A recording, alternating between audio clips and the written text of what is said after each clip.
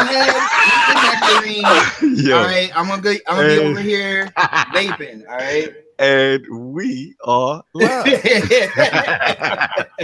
Welcome to the Iron Lords podcast, episode number 74. It is another glorious Sunday, and you guys are catching up, man. We moving, baby. It's another glorious Sunday, and we are back at the round table on the Lord's Day. I am very excited about our special guest, so we're gonna get right into it. I want to introduce a Lord who I first crossed paths with through some good old-fashioned Xbox Live gaming and party chat. This Lord's journey and growth in the community has been absolutely remarkable to watch, whether it be his balanced opinion pieces, cool music integration, or unique live streams, all done with fantastic production values.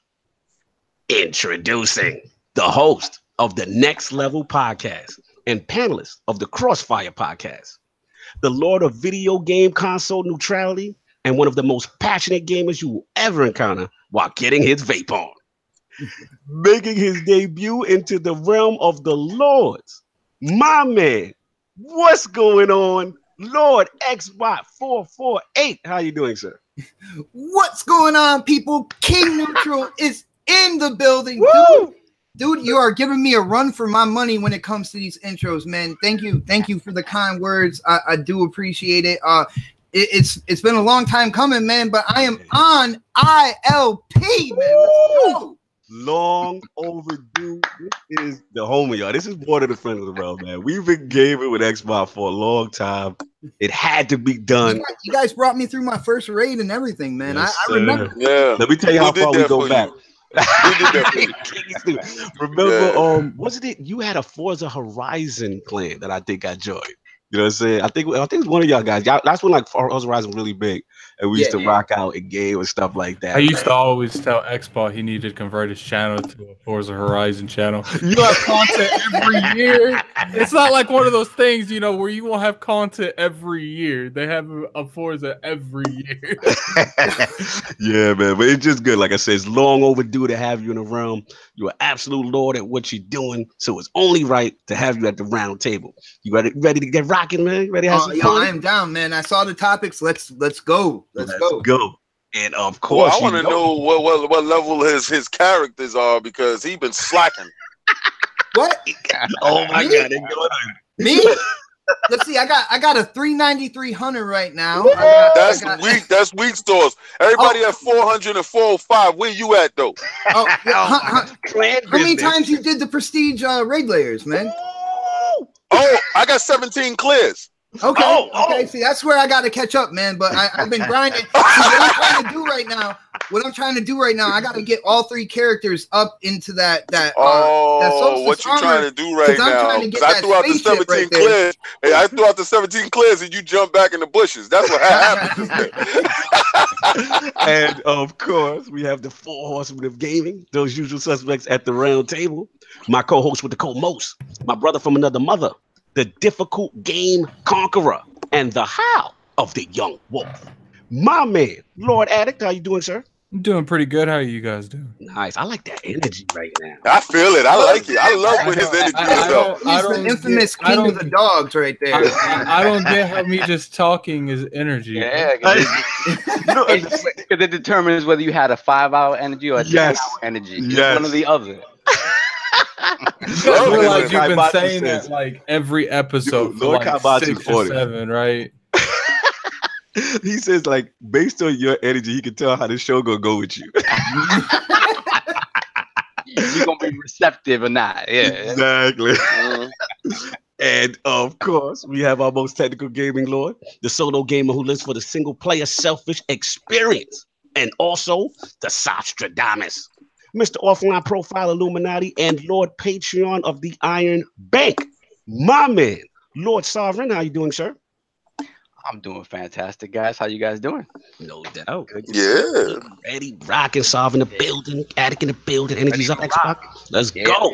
Real quick, we had during the course of the week, we had one more Patreon subscriber, a good dear friend to the realm. Woo! This man has known Cognito and myself since kindergarten. Like literally been in school together since kindergarten. So big shout out to Lord Loaded Pixels, Lord Cole. I'm not gonna say your name. I don't know if you want me to say it. We ain't gonna put his government out. We don't like that. When we put Patreon governments. Lord Loaded Pixels, baby. No doubt, much appreciated. We go way back, baby. You understand? Way back. Yeah, he was at my house. What was it? A month and a half ago? Oh, yeah. He works down the block. That's what's up.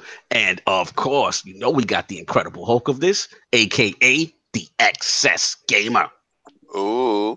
The Lord of Combat Sports, who is a man of his convictions, demands nothing less than that premium experience, and is the Get Money Gamer. Oh, beloved Lord King, how you doing, sir? I'm doing incredible. I got my man Xbot on the show. I've been waiting for you to get on here. Oh, this is my dude. We roast back and forth in game chat. Yo, I'm so happy that you're here. Because I can't get you to join a raid with us, you know. Lately, I don't know. You've been ducking our raids, you know. I send him. I'll be spamming invites his way. I know he see him pop up on the screen. He'd be like, "Oh no, they're doing difficult stuff. I'm going to stay over here." No, but listen. I just want to give a shout out to Tiger. He threw Kylie Jenner in the bushes, and his music is better. So shout out to you, sir, because he has some 3 songs that are popping that is in rotation. Yes. That taste? Oh, that's it. Sorry. Oh yeah. That joint right there. He got the joint cream. He got Swish. He got that joint. Yeah, he back from the dead because he was in The Walking Dead a minute ago. He was a zombie. He was in a sunken place. Boy's back, boy. I like it. It's beautiful. Yo, guys, if I can, I need to, secure my name as King Neutral right now. When King said that I was ducking him or whatnot, see, I'm also putting my hand out there for people who haven't done the raid and stuff like that. And I'm you getting your Sherpa on. Other people up. I am a man of the people, is what it is, man. So don't let this guy. Listen, I feel you. I give my Sherpa on to the youngins too. Okay. You out here Sherpering. That's the excuse. The Sherpa's on. Because I be looking at it and you be in the tower by yourself. I be looking at it, you be solo. Remember, it snitches on you and tells you what you're doing. So I'm like, Xbot, he by himself. Let me send something to him. Let me see. I don't see it. I don't see the invite. I know he don't see mine. He put on King B block and it blocked him. So King B block when it come to Xbot. So it be like block King. He be like, he got a blocker that be doing this. I call him Mutombo Jr., man. No. He be like, no, you will not play with Xbot today. No. No, what else going on, kid? That's it, man. You know, Eddie Snake Oil Salesman Hearn is out here frauding again, but we won't get into that because Xbot don't like, go ahead, do what you gotta do, man. I got a whole channel. Listen, I got a whole channel for that. Throw Addict back in the bushes. I got a whole channel for that. It's whatever, man. Let's shut the bushes. Don't mean I am. Listen, everybody, please. I want y'all to put a bunch of bushes emoji and let's put Addict back in the bushes. Oh my god, I like Addict out here today. Yo, King, if you're doing that for me, Addict might want me on like every week as a special guest, just so you skip through that. And then we can skip through his difficult game conquering because nobody cared for that. Oh my god. You can't do any of it. Don't mean nobody. No, it's not. I can't. I just look at you and say, no, I got somebody in that lane playing that game. Go ahead, go do that. I don't want to do that. And of course, I like fun. We have the gaming himself, the Shinobi, LordCognito, spreading that realness in the realm of the ILP. Not telling you what you want to hear, but what you need to hear. So before we get into what the Lords are playing this week, I want to start off with Lord Xbot, his video game system history, his journey into YouTube and the podcast realm with the next podcast, and then eventually what led him to becoming a panelist on Crossfire. So Lord Xbot, let's take it back to the beginning. What was some of the first video game systems you had, and what got you in the game? Well, the first system I actually owned was the NES, man. That was my first system. Nice. I used to mess around with my dad's Atari from time to time as well, and I was a big Pitfall fan. Absolutely loved that game, man. Classic. Like, I got addicted. I would play that game until I would get yelled at. You know what I'm saying? Like, get off the TV or whatnot. But yes, true gamer.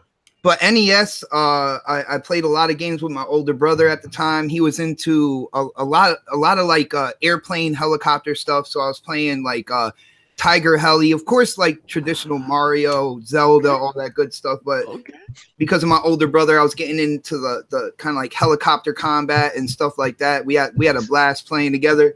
Okay. Let's see. After that, man, it was the Genesis. My brother had the Genesis. I had the Super Nintendo, so I was able to get the best of both worlds on that. Genesis does. Remember that? Dude, my brother, and he went all in. Like, he got the Genesis, and when the Sega CD came out, the big one that you put underneath King it. had it. King had it. He grabbed that. He had the 32X, so I was able to play like all three of those things put together. My Super Nintendo, for some reason, my older brother didn't want to play any of that. I don't think he didn't want to play me in Street Fighter, man. I think he with that smoke. He with that Street Fighter smoke. Yeah, he saw me killing it with my boy the Haslam, and he was like he didn't want none of that. He didn't want that long arm action. Nah. But after that, I went to Dreamcast, and I gotta say, to this day, let's go. Dreamcast is probably my favorite console, man. You talk about innovation. Yeah, not to cut you. Just what's funny is there's so many people we have on ILP always rank the Dreamcast up. It's very interesting to hear you say that. But yeah, tell me about the innovation. Tell me what you love. It's amazing that we have so many people wrong. Oh my goodness! You gotta leave him alone because he started gaming when he got a GameCube. Let's be kind. Let's be kind. Well, in between that, I also had a PlayStation, man, and I gotta say, my PlayStation, like I rocked that. Like I played the PlayStation 1 so hard that like I had to turn it upside down just to get it to work. Get the games to play. That. I don't remember that song. That was true. I never knew about that. Yeah, that was point. After a while, when your lens got messed up, like there were a number of different things you could do to try to get that to work better. But yeah, sideways. I flipped the whole thing upside down. But like I said, Dreamcast was to this day was my number one console. Having the VMUs and having the little games that you can play. Like I remember I used to work at a store called Stop and Shop. I used to work in the deli. They still exist, baby. and well, it depends. Like I know everybody in the chat, man. They nationwide. You know what I'm saying? So I don't know how far. You're absolutely right. Correct. That's a tri-state thing. You talking that tri-state? Yeah. So I was working in the deli every like 15-minute break or half-hour break. I was working on my chows in Sonic Adventure and stuff like that. They had the peripheral where you would go fishing. It actually had the rod to it. That game C-Man. See, I want to try to. The one with the microphone that you can talk to it. Yeah, C-Man. Yeah. Some people. The fish with the man face. Yeah, if I say it really quick, people clown me on that. You know what I'm saying? But yeah, he had the Eminem face too. Yeah, that you playing with Steeman. I should have just moved forward. Yeah, I should have just moved forward. Shout out to little Megatron coffee shops all over Jersey. Word, talk that talk. Hey, let's get those likes up. We have 42 and I only see 17. What happened here?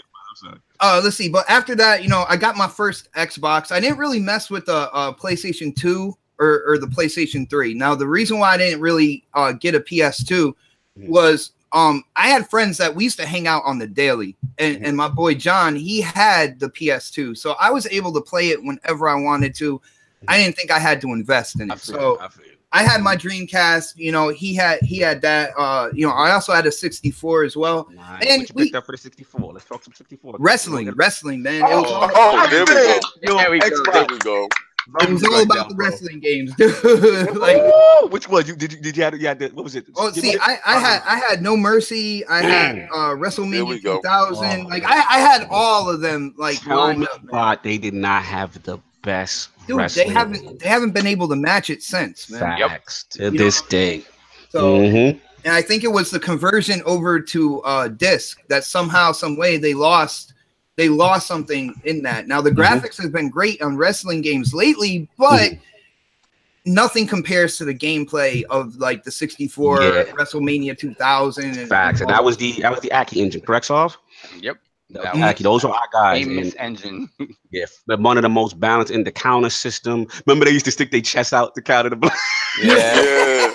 Well, the chest out was to block. Remember, you blocked the chest out, and then you counter just like you did like in Tekken or something like that. Right, and they had like when you get up off the ground, like a safe get up, when you crouch real low. You would stay crouched, and then you could clothesline right out of the crouch. We had hell yeah. If we had video, if we would have had video of the epic matches that we had back in the day, it'd have millions of views on YouTube.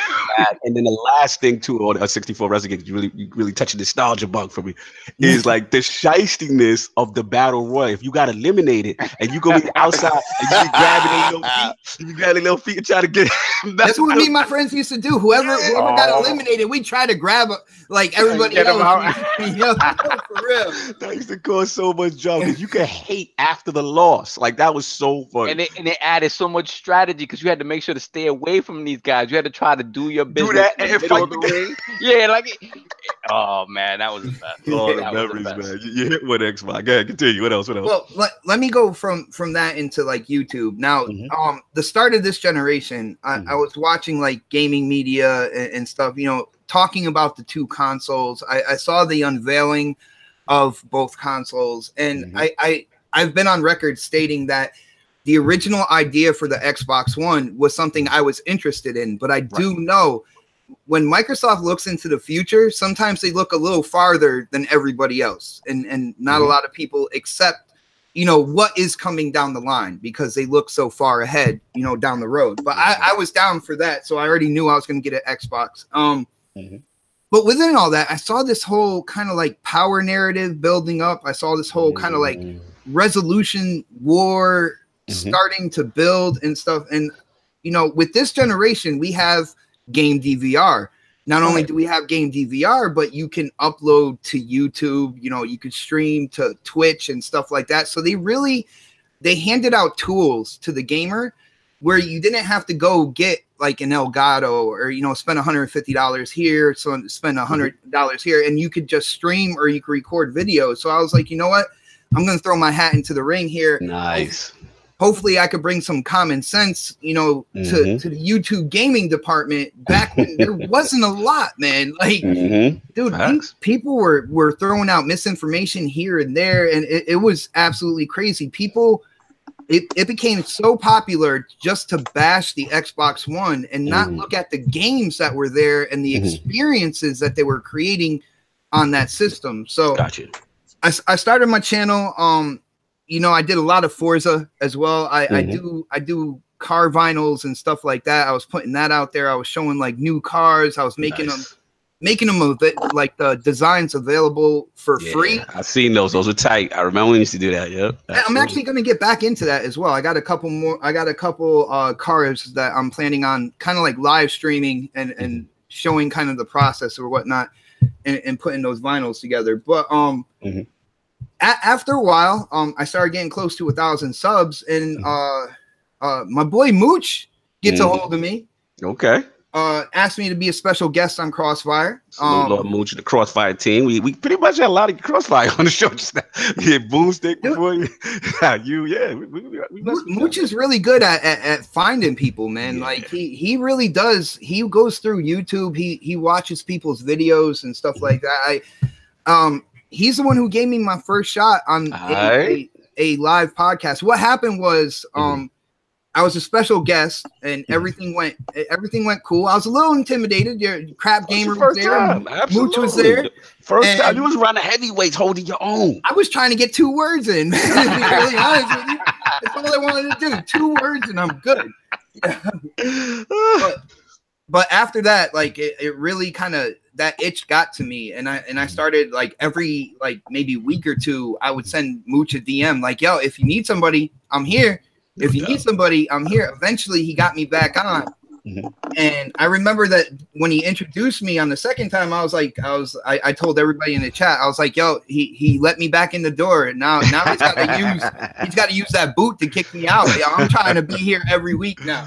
No doubt, man. It's funny to hear people's first thought. It's very similar to what you talk about. It's like, you know, you get in. I even credit Addict. Like, you know, I was like, okay, and then you get into it, and then you kind of get that itch. You get that fever. You just want to keep it going. So I know what you mean. And salute the Lord Mooch, because, like I said, we've had a lot of cross-finals. So also, I want to shout out Italian Clowns. That's the homie.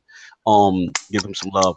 But yeah, so it's like, you know, it's funny to see, like, you know, how people get in and then like they have that passion for it, and that's one of your trademarks. Like anybody who watches an Xbox, if you don't hear the passion in this man's face, like this man loves gaming, you know what I'm saying? It's good to see, you know what I'm saying, your journey and what's going on. But continue your story. I'm sorry. Well, when it comes to Crossfire, my main goal was, I've seen a lot of people be a special guest, and with Crap Gamer there, Crap Gamer has a tendency to talk and really get his opinion out there. I wanted to be kind of like his kryptonite on that. I wanted to make sure that I would come in. I remember, like, I was known for interrupting Crap and putting my opinion over there. That is so hard to do, man. That is so hard. He's wised up from it as of lately, and he just keeps talking over me no matter what. But, don't worry, I've learned the same thing that he's done, and I do it too. Oh my God. I noticed that today, man. But I was doing it in the chat a lot, and I was like, when is he gonna catch on? He's not catching on yet. Yeah, got you. He's like, Lord Xbot talks too much. LOL. I will say, when it comes to next podcast, me and my brother K Mega, we're coming together. Salute K Mega. We met him out there in E3, man. Good. That's dude. my man, right? Got a chance to chop it, man. You talk about passion, man. You talk about heart. You can definitely put K Mega on that list, no doubt. But I wanted to do a show. I wanted to do something different. I seen a lot of hangouts and stuff like that. People coming together talking gaming, which is great. You know what I'm saying? You get opinions out there. I wanted something that people could be able to watch as well. You know what I'm saying? So we came up with the idea of everybody on the panel giving about 10-15 minutes of gameplay. Like I said, man. Addict, remember when we tried to do that when it was doing Destiny? With Game DVR, you know, it made it simple. I was thinking only Xbox, but now with my brother Predator and K Mega on there, and they dabble in PC gaming, man, we get such a wide range of games. You can watch, you know, everybody's gameplay. You can vote for the best gameplay at the end of the show on my Twitter. And it's just become this thing where it's not just, you know, you're hearing the gaming opinions on the gaming news, but you actually have something to watch. You can chime in on the chat about like who had the best gameplay, what was this person thinking here doing this and stuff like that. It's been a lot of fun, man. Yeah, and I want to give you a lot of credit because it is such a unique take on it. And like I said, I love how you guys set that up. And like I said, people don't understand, like, a lot of stuff takes work. And, you know, I said ILP was, you know, we're still starting, we're still growing. And just to see your journey with that kind of thing, I think it's cool. I also don't think you get enough credit, like with the music integration, having the beats popping. You know what I'm saying? You like that starting soon, huh, man? I already know. You know what I'm saying? And it's like, it's just real cool to see how you do your overlays. It's a unique thing. You know, shout out to the chat again. My boy Daz, he says, hey, next podcast is an A+ show. Yeah, salute to you guys. Salute to the team, man. So give me the shout outs for the whole roster. You got K Mega. Shout out your team, man. Oh yeah, of course. With the panel, we got my brother K Mega. We got Oh Snaps It's Mel, who she's more of a part-time because of her job, so she gets in when she can. Gotcha. We got the Angry Otter himself. We call him the Angry Otter, aka Dark Goldblum. But he is Dark Optimus. Of course, we have the developer that everybody loves, the Don. On the show. Yeah, you know, very informative. Yeah, very good. My boy Predator. When it comes, Predator and Dark Optimus are two of the newer people on the panel, and I gotta say, man, I gotta give them huge shout outs because we start our DMs like early in the week, and I ask people like, what do they want to talk about, you know, as the week goes, and Optimus and Predator are on their game, man. They're constantly putting articles in there. We just did the show this past Saturday, and we were talking about EA finally using quote unquote morality, on whether or not their games would have loot crates. I haven't seen anybody else talk about that, and if it wasn't for Optimus and Predator, I don't think we would have such a wide range of topics. Yo, the chat going in though, but they saying what has Don developed? They going in like we gotta respect Don out here. What's going on? Well, Don is doing a project now. He's calling it Project Pimp Cup. It's his first game himself, but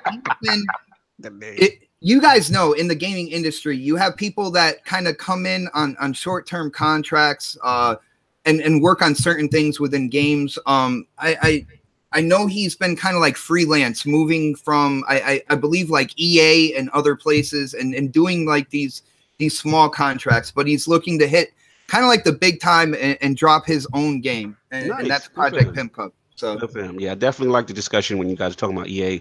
Very knowledgeable, very informative talks, man. And like I said, you guys have really good chemistry, so that's cool. So one personal question before we move into the question I ask every other guest.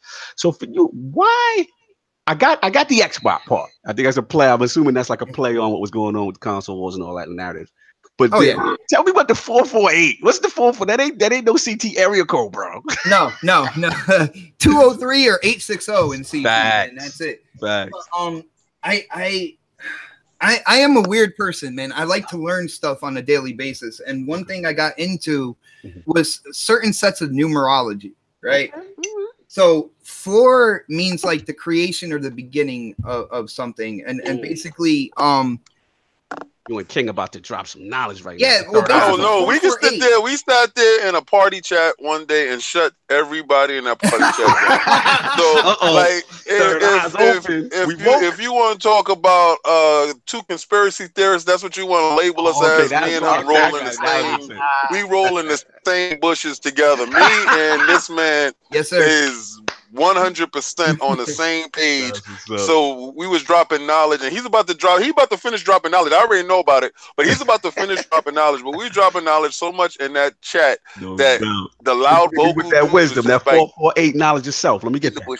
Yeah, let's get that. Well, the number 4 stands for like the beginning, and and 8 is kind of like a number that stands for rebirth. So when I was looking at what was going on in the gaming industry, I thought we needed the beginning of change. I thought we needed the beginning of something better.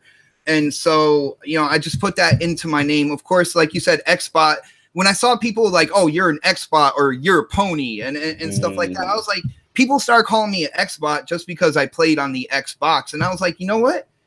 That's a cool fucking name, man. For lack of a better term, I'm like, I'd rather be called that than anything else. I can make that like something cool. I can make that look cool and stuff like that. I had a lot of like robot type things when I first started my channel. And I don't know, it stayed with me. It just stayed with me, and I thought it was a great move, man. I have it as my Xbox Live, PSN. He said today's mathematics. You stupid pigs. Oh, look at Native Xbox. That's my boy. Yo, shout out to Native too, man. Shout out to Native, man. They're killing us right now. They say we dropping knowledge right now. No doubt. So I got you. So pretty much like that, and then the play on the name, and then the 448 is like kind of like personal as far as numerology and things that it personally means to you. Okay, yeah. No doubt. That's what's up, man. So of course, I got to ask you the important questions in the round. So let's start with like the top 5 Xbox games of all time. Either the games or franchises. Your top 5 of all time. Top 5 all time. Well, I'll already give you my number 1. I've said it across the board. My number 1 game all time is for Super Nintendo, and it is Super Metroid. All right. Ooh, I didn't know you was a Metroid head. Oh, dude, Super Metroid, dude. I lost like probably a whole like school year. Nothing but that game, man.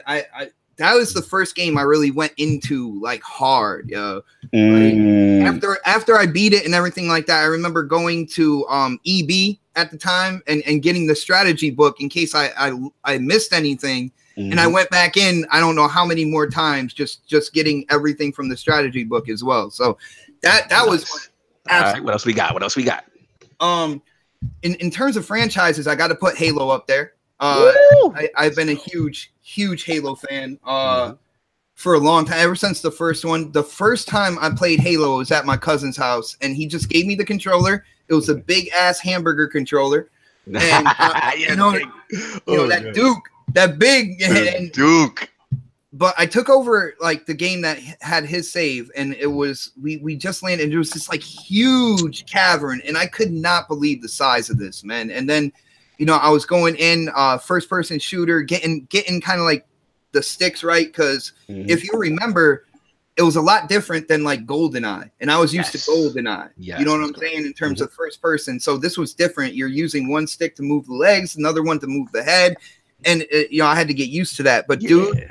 Like, I was at a family get together at my aunt's house, and I was just there in my cousin's room the entire time playing Halo. I was hooked. I knew I had to get an Xbox that day. That was it. Man. A lot of us felt the same way. So that's 2. We got Super Metroid. We got Halo. What else we got? 3 more.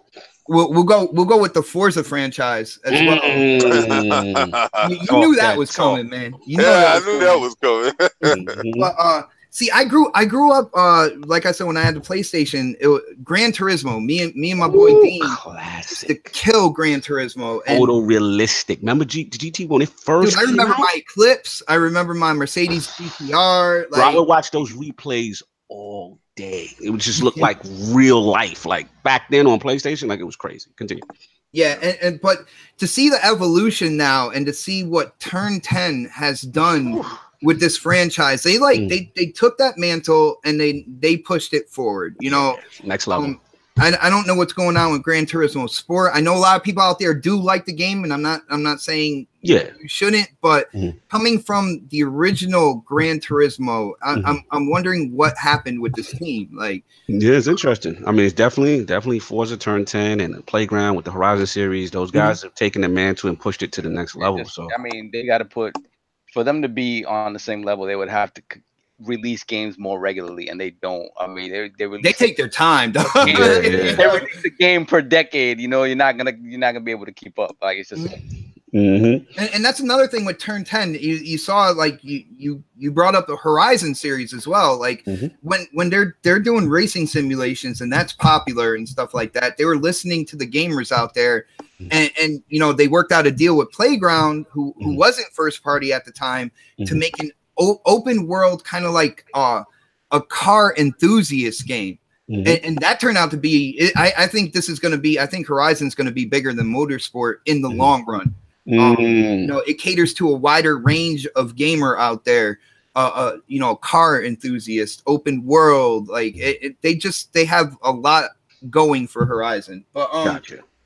Next on the list, man, I gotta say, I gotta throw Zelda in there as well. Ooh, let's give Nintendo some love, y'all. You got 2 Nintendo games. Yeah. Dude, when you're talking top 5 like greatest, there's gonna be a lot of Nintendo in there, because they basically built a foundation that even like Microsoft, Sony, they're building on as well. So you gotta go back to that foundation, man. Good, Eric. Zelda inspired a lot in the industry. I know it's a lot. We have Zelda a lot in people's top 5. Absolutely.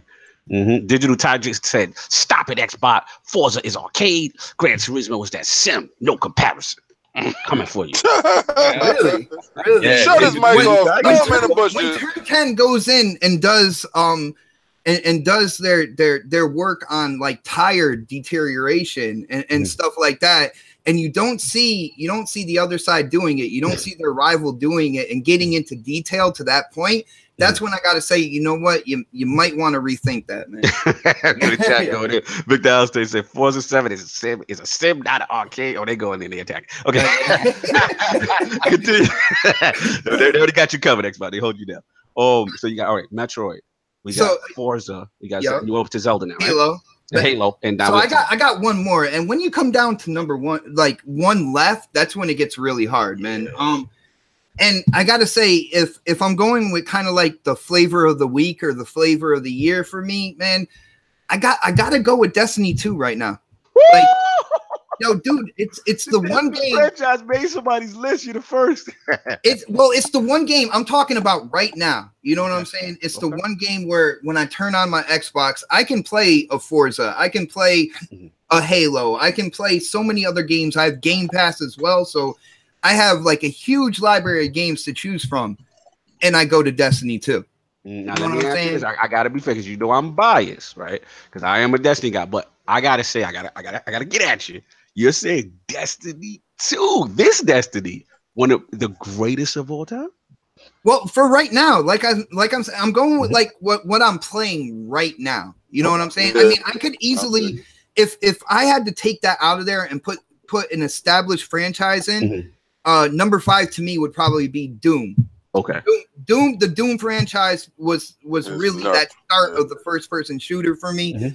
Even to this day, you saw with Doom Eternal, they are pushing that bar further and further up. The next Doom is looking incredible, and I mean, I would put that in there for all time. But in terms of what I'm playing right now and what I pick up the controller and I just grab it consistently gives you that feeling. Yeah, Destiny 2. And just for the people who hate on Destiny, like, what is it about Destiny that is like you just can't stop playing this game? Because a lot of people know, like, why are you guys playing that game? Y'all still playing that game's dead, isn't it dead? Like, you know what I'm saying? Like, so tell the people, what is it about Destiny that gets you up in the morning every day to play this game?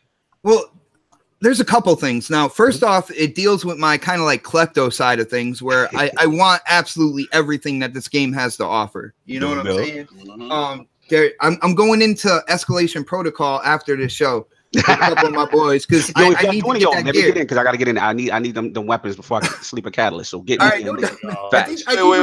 Is one of your boys inside the clan? Because I've been watching your behavior, and I've been meaning to talk to you about your behavior. So, is your boy in the clan? Because if he is not sanctioned, sir, I think I'm gonna have to pull you out of that Escalation Protocol and have you run Escalation Protocol with me and Jay Fonzarelli, sir. I think I'm gonna have you. I'm gonna have to pull rank on you, sir. You know what's funny about this? King is talking about if I play with clan members or not, but he's not thinking about how many people I have gotten to the clan. That's right. And keep farming them over. That's what's keep farming them over. Good talk. But yeah, just some of the gameplay stuff that again gets you. So you said your addictive side. What else about Destiny? And I guess another thing is kind of like the camaraderie, man. Because there's like when you go into the raid, it's not just everybody do something for themselves. Like there's a communication there. There's certain things that you have to do that it's the best cooperative experiences. It's a different experience than anything from any other game, and you really feel a sense of like gratification when you beat the raid with the crew you're with. You know what I'm saying? Connection. Yeah, and when you can get it to the point where you have like 2 or 3 new people and you can still bring them through the raid and you hear the excitement like in their voice, it's something that I don't get from any other game right now. Talk Xbot. That's what I'm saying. Oh, he got me. All right, so we gotta move on. But yo, that was a serious. Okay, that's a serious 5. And I'm just gonna debut this new thing for you. And basically, it's gonna be we did the top 5. Now, you don't have to put this next question in a specific order, but top 5 consoles of all time. Ooh. Xbot. Let's go. All right, so let's go. I'm gonna go from the bottom up here. Let's see, man. This is gonna be. It's gonna be tough, man. I did mine last night and I struggled. You guys already know number 1 is gonna be Dreamcast for me. So we're going 5 through 2. Let's go. We'll go number 5, Super Nintendo. Nintendo, man. The library of games and the quality of games at that point in time. You can even see with the mini Super Nintendo, these games hold up today. Yeah. All right. So that was like the golden age of that type of graphic system there. I will go Xbox One at number 4. OG. Okay. All right. Well, no, not the one we have now. Oh, right now. Oh, right. My bad. And the reason why is the feature set, and I do like when they came out with new exclusives, with new IPs, there was something there that I liked, man. When it came to Sunset Overdrive, to me, that is the game of this generation in my eyes. Our Sony lords are gonna come for you right now. It's the game. It's the game. Yeah, I know, man. There's a certain God of War game out there that everybody's playing right now. Are going to question you like that. But you look at the new IPs that came out over here. You know, Quantum Break is another game that I thought looked absolutely stunning. I I liked what they were trying to do with the story in terms of the game, the game and the show. I mean, they don't necessarily have to do that, but they were really kind of reaching out there and trying something new. All right, and I do know when it came graphically, that game was really hard to make. Right, like, when you had stuff suspended in the sky, but it was being rippled, like with like invisible ripples, but you can still move them around and stuff like that. That game was hard to make. Right. So we got Xbox in there, Xbox One in there, and we got 2 left. I'll have to go PlayStation 1. Nice. PlayStation 1. Dude, I remember putting in GTA when it was over the top, like it was over. You had the bird's eye view.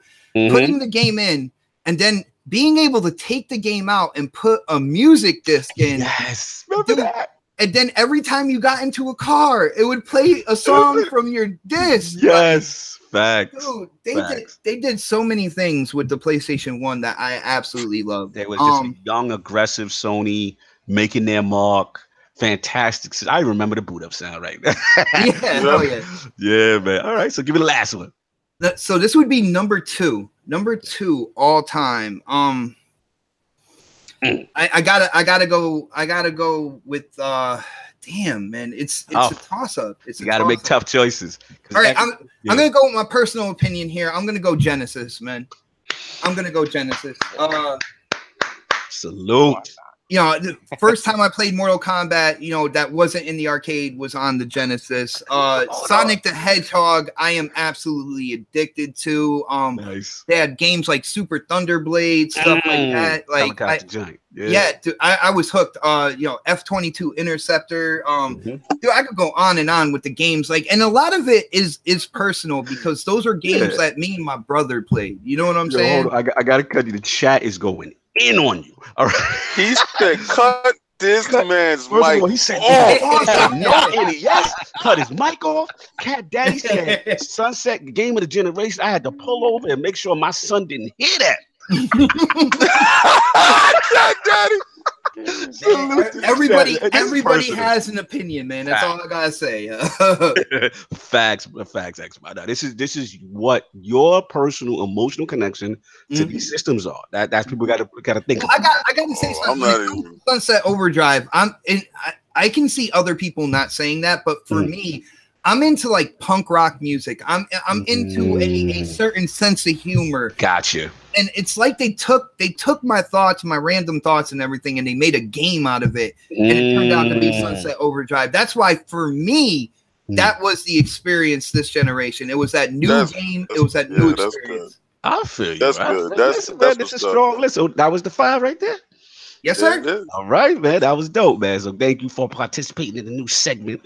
You know what I mean? Making everybody squirm a little, make the tough choices and get called out. Yo, you sitting there. I'm got that thinking Nintendo about it. I'm like, thing going on in the chat now, King, man. let me tell you, King is soft. I struggled last night. I said I'm gonna debut it, but I couldn't. I was like, I can't believe I'm leaving.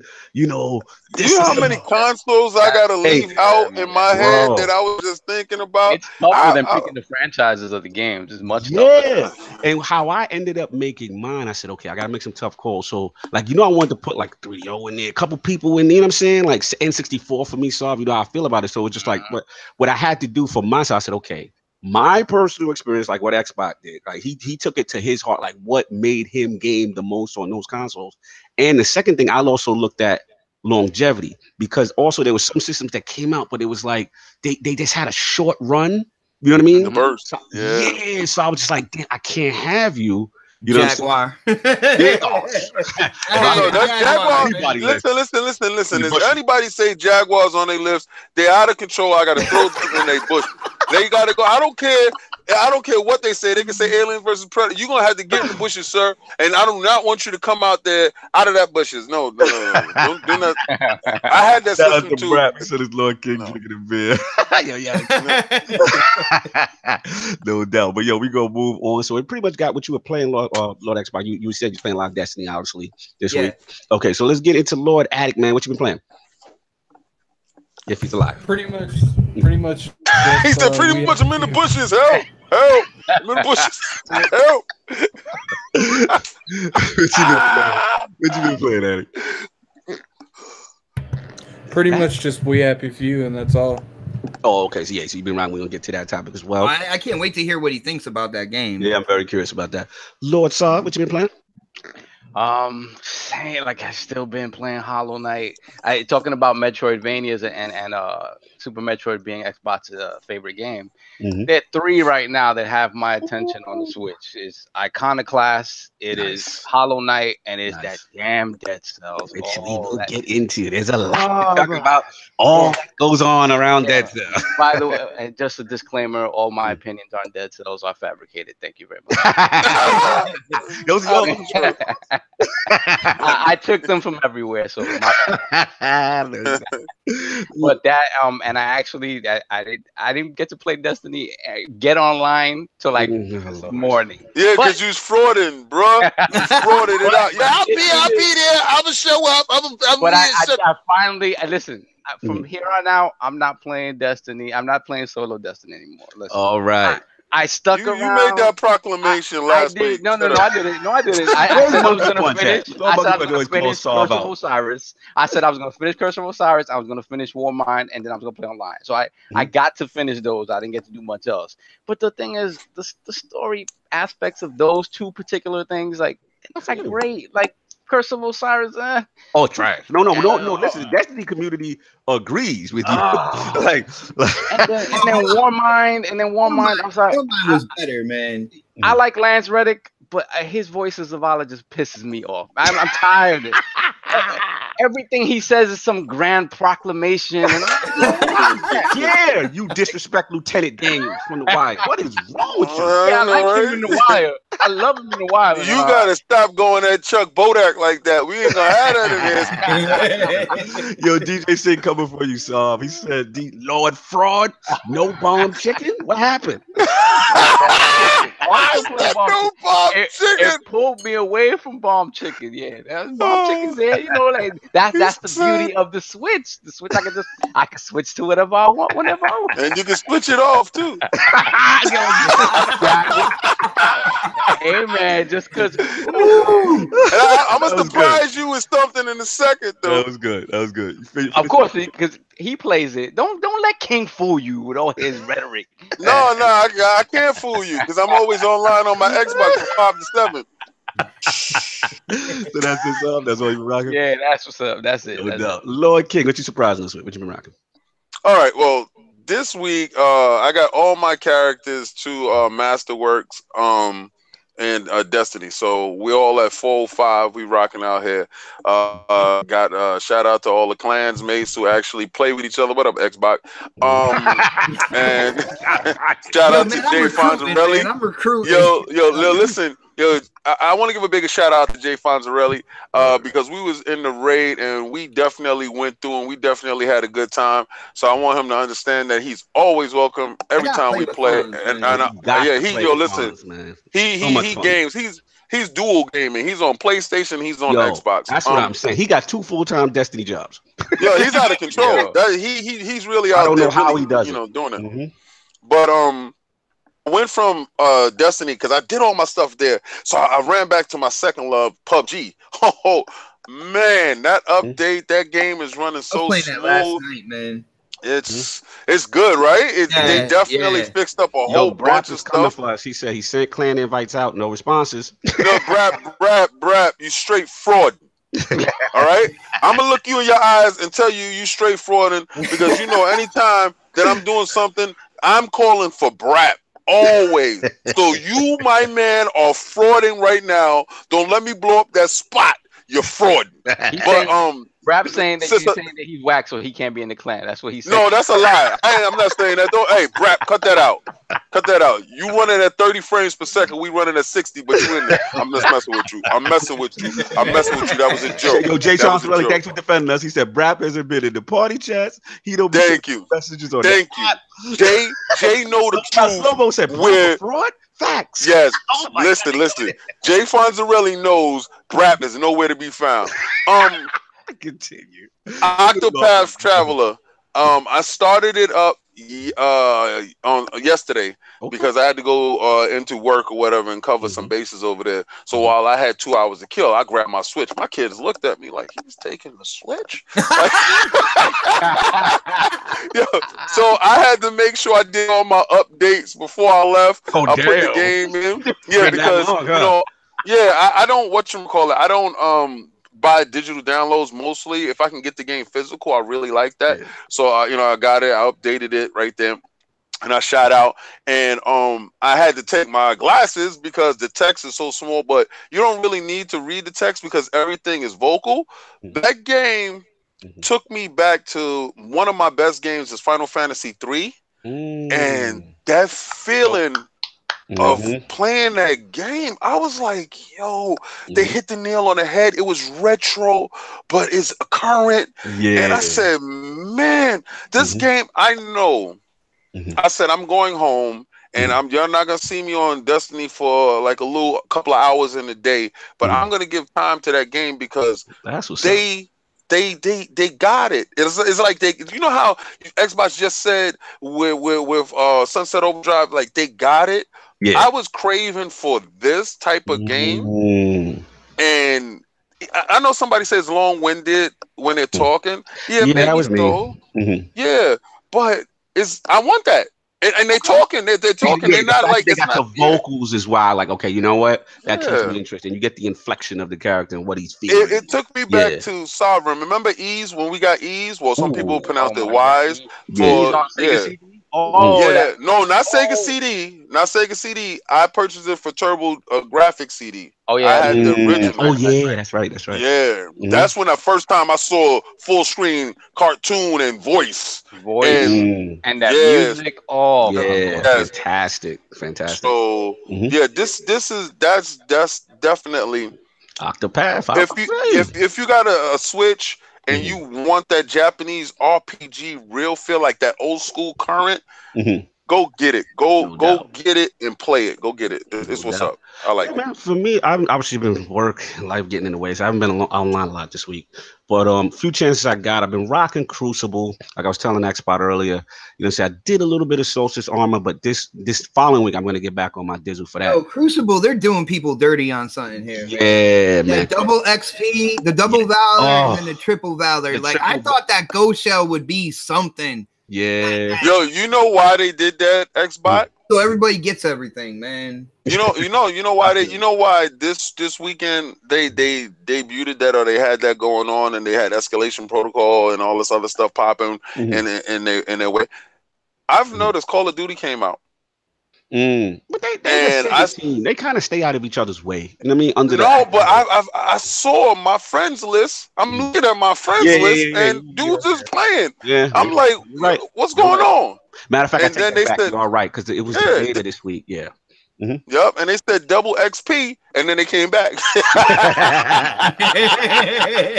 it's one of them triple trolling. XP. We talking. People want that Ghost Shell because it's got the faction consumables that you can obtain it in Strikes and Crucible on the same Ghost Shell, man. Yep, me and you, Xbox, had talked about that, how important it is. It's like now we kind of feel like, damn, they taking away. They just want to give it to everybody. Like they making it that special that everybody gonna rock. But I feel what you said. So I've been doing that. I'm trying to get, if y'all doing the escalation protocol after the joint, I'm definitely doing it with y'all. I need to get those guns so that I can get the sleeper stimulant. Dude, I want the armor. I think the armor looks incredible. I got all the armor. I just need those guns. I don't have now one. I don't have now one gun either. About what you got, man. All right, I'm saying. I need the armor. I got. Well, you know what? If you was hanging out with me, you would have it. I knew it. I knew that was coming. Xbox. You know it. So for me, it's all about. I want to shout out a friend to the realm, Lord Mikey Barra, man. And he had me so jelly, man. Xbot, he had put up a picture of the Regix Claymore that he just got. I'm so excited. And as Xbot, when you talk, like, how many? It's only like what, 5,000? Like, it's just so small. Only like a little less than 3,000 people right now have that thing. Out of the entire you know how small it is. So I'm on my grind with that. You know, clan mates, let's go. If not, y'all gonna have me use LFG. You gotta get the ornament for it. Oh man, come on. Facts, you know what I'm saying? So we're doing that. So yeah, I'm jelly with that, but I'm back on the grind. So let's get into this poll. Let's get the show moving. All right. So last week's poll results are in, and the people have spoken to the question: with the continued financial success of Nintendo's mini consoles, do you ultimately think this will negatively affect the success of the Nintendo Switch moving forward? History was made today, Lords. The winner at 37% in the tightest three-way ILP poll ever was the I don't care. The Nintendo Online app is trash group. Yes. The shallowest lords have won an ILP poll. Unbelievable. Coveted at a razor close second place at 33% was the Nintendo Switch was already on the decline group. And sadly for us all, coming in at a super close third at 30% was the Switch software still dominates NPD group. Thanks to all you awful, terrible lords who participated in this poll. What in the world do the lords think about this? Let's start. Justice has been served. On this, I'm curious. You want to know what I feel about? I need Addict first. I mean, I want to know where he at with this. I mean, did anyone expect different? Oh my God! Oh, who did you pay to skew the vote? Yeah, King. There's a lot of people with ILP T-shirts out there now. Just random people, like people walking down the street with ILP T-shirts. An Addict payoff. I told him, I said, listen, make sure you vote for the right candidate. Unbelievable. Lord Xbot and Lord Saw, I need y'all on this, man. Just what y'all think, just in general. Basic. People think just like we don't even care. What's the all out is trash with that. Well, it just shows that, you know, how far we've come in gaming and what people expect from a gaming system. You know what I mean? Like, at the end of the day, you got to have a stable online infrastructure, you know, if you want to call yourself like a console, you not please, sir. Why you throwing salt in our wounds? It is what it is, man. When I heard, like, you guys, if you follow me at all, you know, I call the Switch, I say it is the strongest, it is the most powerful tablet out there. I call it a handheld, man, and that's what it is. And if they didn't use the word console with this, I don't think people would be expecting as much in terms of like what Xbox or what PlayStation gives to people, the foundation of features there. And that's what it's kind of biting them in the ass, you know. No, it's about minus and not plus with them. They're on the minus side. He said, October. He said King told everybody to vote for option C, or he throw them in the bush. No, that's soft, man. What are we gonna do, man? This is I can't say I completely disagree. Like, you don't even be alone. I am the one. Am I not the one that said? Am I not the one that said? Hey, it's $20. You get what you pay for. Like, you know, hey, I'm not gonna be mad at them either way. Like, it's $20. Whatever I get, I get. I don't really care either way. The fact that they that one though, that hurts my heart. Addict and King have something to do with this. Like, they be wanting the world to burn. So it's like when I'm like, wait, I just 3 times. I'm like, let burn. Off with their head. That's what I say. That was it, man. That was a wild one. I literally laughed so hard. When I'm so happy right now. I know.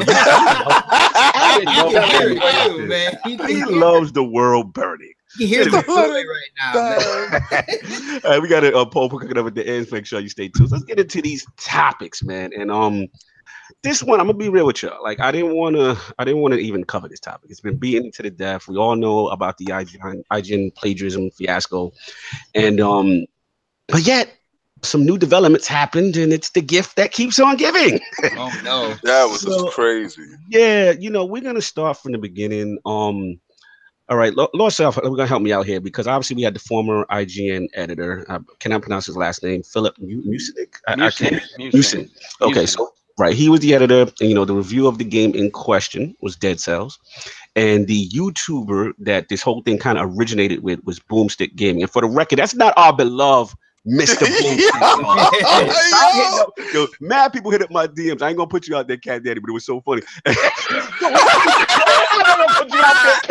funny, but I had to do it because it was funny. He said, "I'm not gonna put you out there, Cat Daddy." I'm not gonna put you. I love you, bro. I love you. But it was so funny. Even you laughed. You know what I'm saying? I was like, no. Go eat. Like all ILP was on deck with the hammers. Like, no, they did not go for all Boomstick XL. You know what I'm saying? So it's not Mr. Boom XL from Crossfire or Peeps. You know what I'm saying? But it's Boomstick Gaming. And basically, let's get it down from the beginning. Let's just set it up, and then I'm gonna let everybody kind of get into it. But let's see. Did you see the actual video of Boomsticks off? Yeah, I saw the Boomsticks video. Mm-hmm. So IGN's Dead Cell review came out a few days after Boomsticks. Mm-hmm. And then Boomstick put up a video saying IGN plagiarized my Dead Cells review. What should I do? And in the video, he went step by step, scene by scene, saying what was plagiarized and what was, and the thing about it is, Philip Mewson, what he did was he changed wording, he changed certain things about what was said, but the most obvious thing in plagiarism, obviously, if you copy word for word, that's going to be seen. Right. But the second most obvious thing is that when your ideas follow suit exactly with the original author, that's a dead giveaway that you're copying. Because if you put 100 people in a room and ask them to write 3 paragraphs about the same thing, no 2 people's ideas are going to follow suit the same way. It's just not going to happen. People don't think the same way. Right. Like, people are going to write differently. So the fact that his ideas followed exactly what Boomsticks did, that was a huge red flag. So he put that up. That gained a lot of traction, and it got back to IGN to the point where IGN decided to pull their Dead Cells review and investigate. And within 24 hours, they had determined it took 24 hours. I could take 5 minutes. Oh, it's they did a thorough investigation, so to speak. In their thorough investigation, they wanted to make sure they got out there and had a unified message. And 24 hours later, Philip Mewson had been let go. And they said, they said what they're supposed to say, that is absolutely 100% against what they're about. They had, honestly, for them, it's one of those things where they trust their writers, and they never thought they would have to do something like this. Right. So overall, let's start with Lord Xbot448. Obviously, we know about the situation. You know what I'm saying? Then we had the video and all subsequent stuff. But what was your take on this thing, Lord Xbot? Like once the news broke. All right. Now you guys got to know how I feel about big gaming media this generation. I feel like they have been completely slanted all the way through this generation. So bias? There is something like that out there, man. Believe it or not. I'm even starting a new podcast within the next month or so that's going to focus more. It's going to focus more on kind of like the up and coming YouTubers, the people who are building their channels because they're tired of the IGNs, the GameSpots, and stuff like that. And I really want to bring a focus on those YouTubers coming up.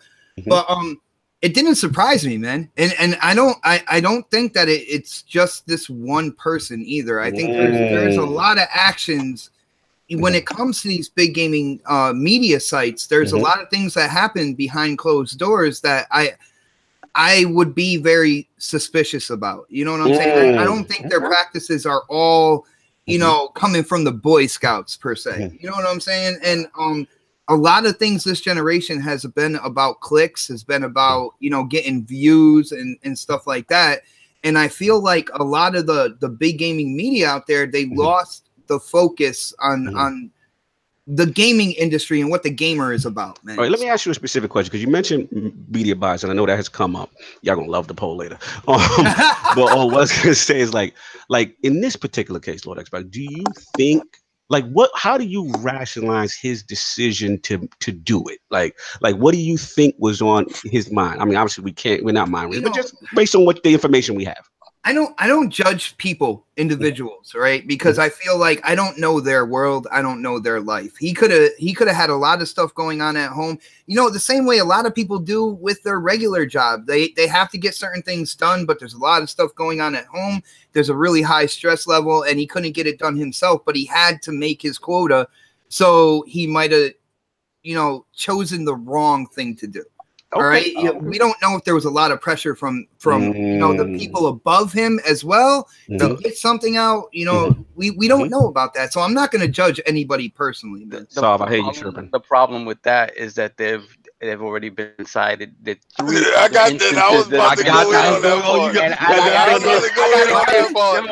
I gotta give Jason Schreier a shout out.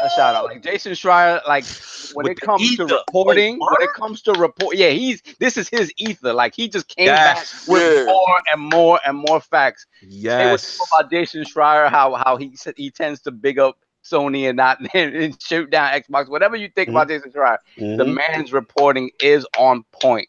And he came out there, and after this came out, he then the FIFA 18 Switch review came into question, which before he joined IGN. And then after that, when Philip came out with his quote unquote apology video, which we'll get into that in a second. We'll get into that. I got some words. Jason Schreier came back with yet another game, which was Metroid: Samus Returns, which came out last year for the 3DS. What about? Can I just say something real quick? I do not condone plagiarism. All right, the action itself is negative, and we shouldn't have to deal with it. But at the end of the day, I am not anybody's judge.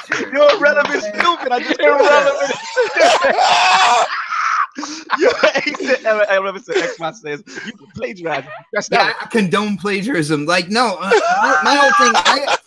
I have a belief system. I can look negatively at an action, but I am nobody's judge. I'm not going to say this person's a bad person or that person's a bad person. I am not in a place to judge anybody. I don't know anybody's life. I'm not saying that it is the thing to do and everybody should go out there and start copying this person or that person. I'm not saying that it's wrong that it's done that, but I can look with that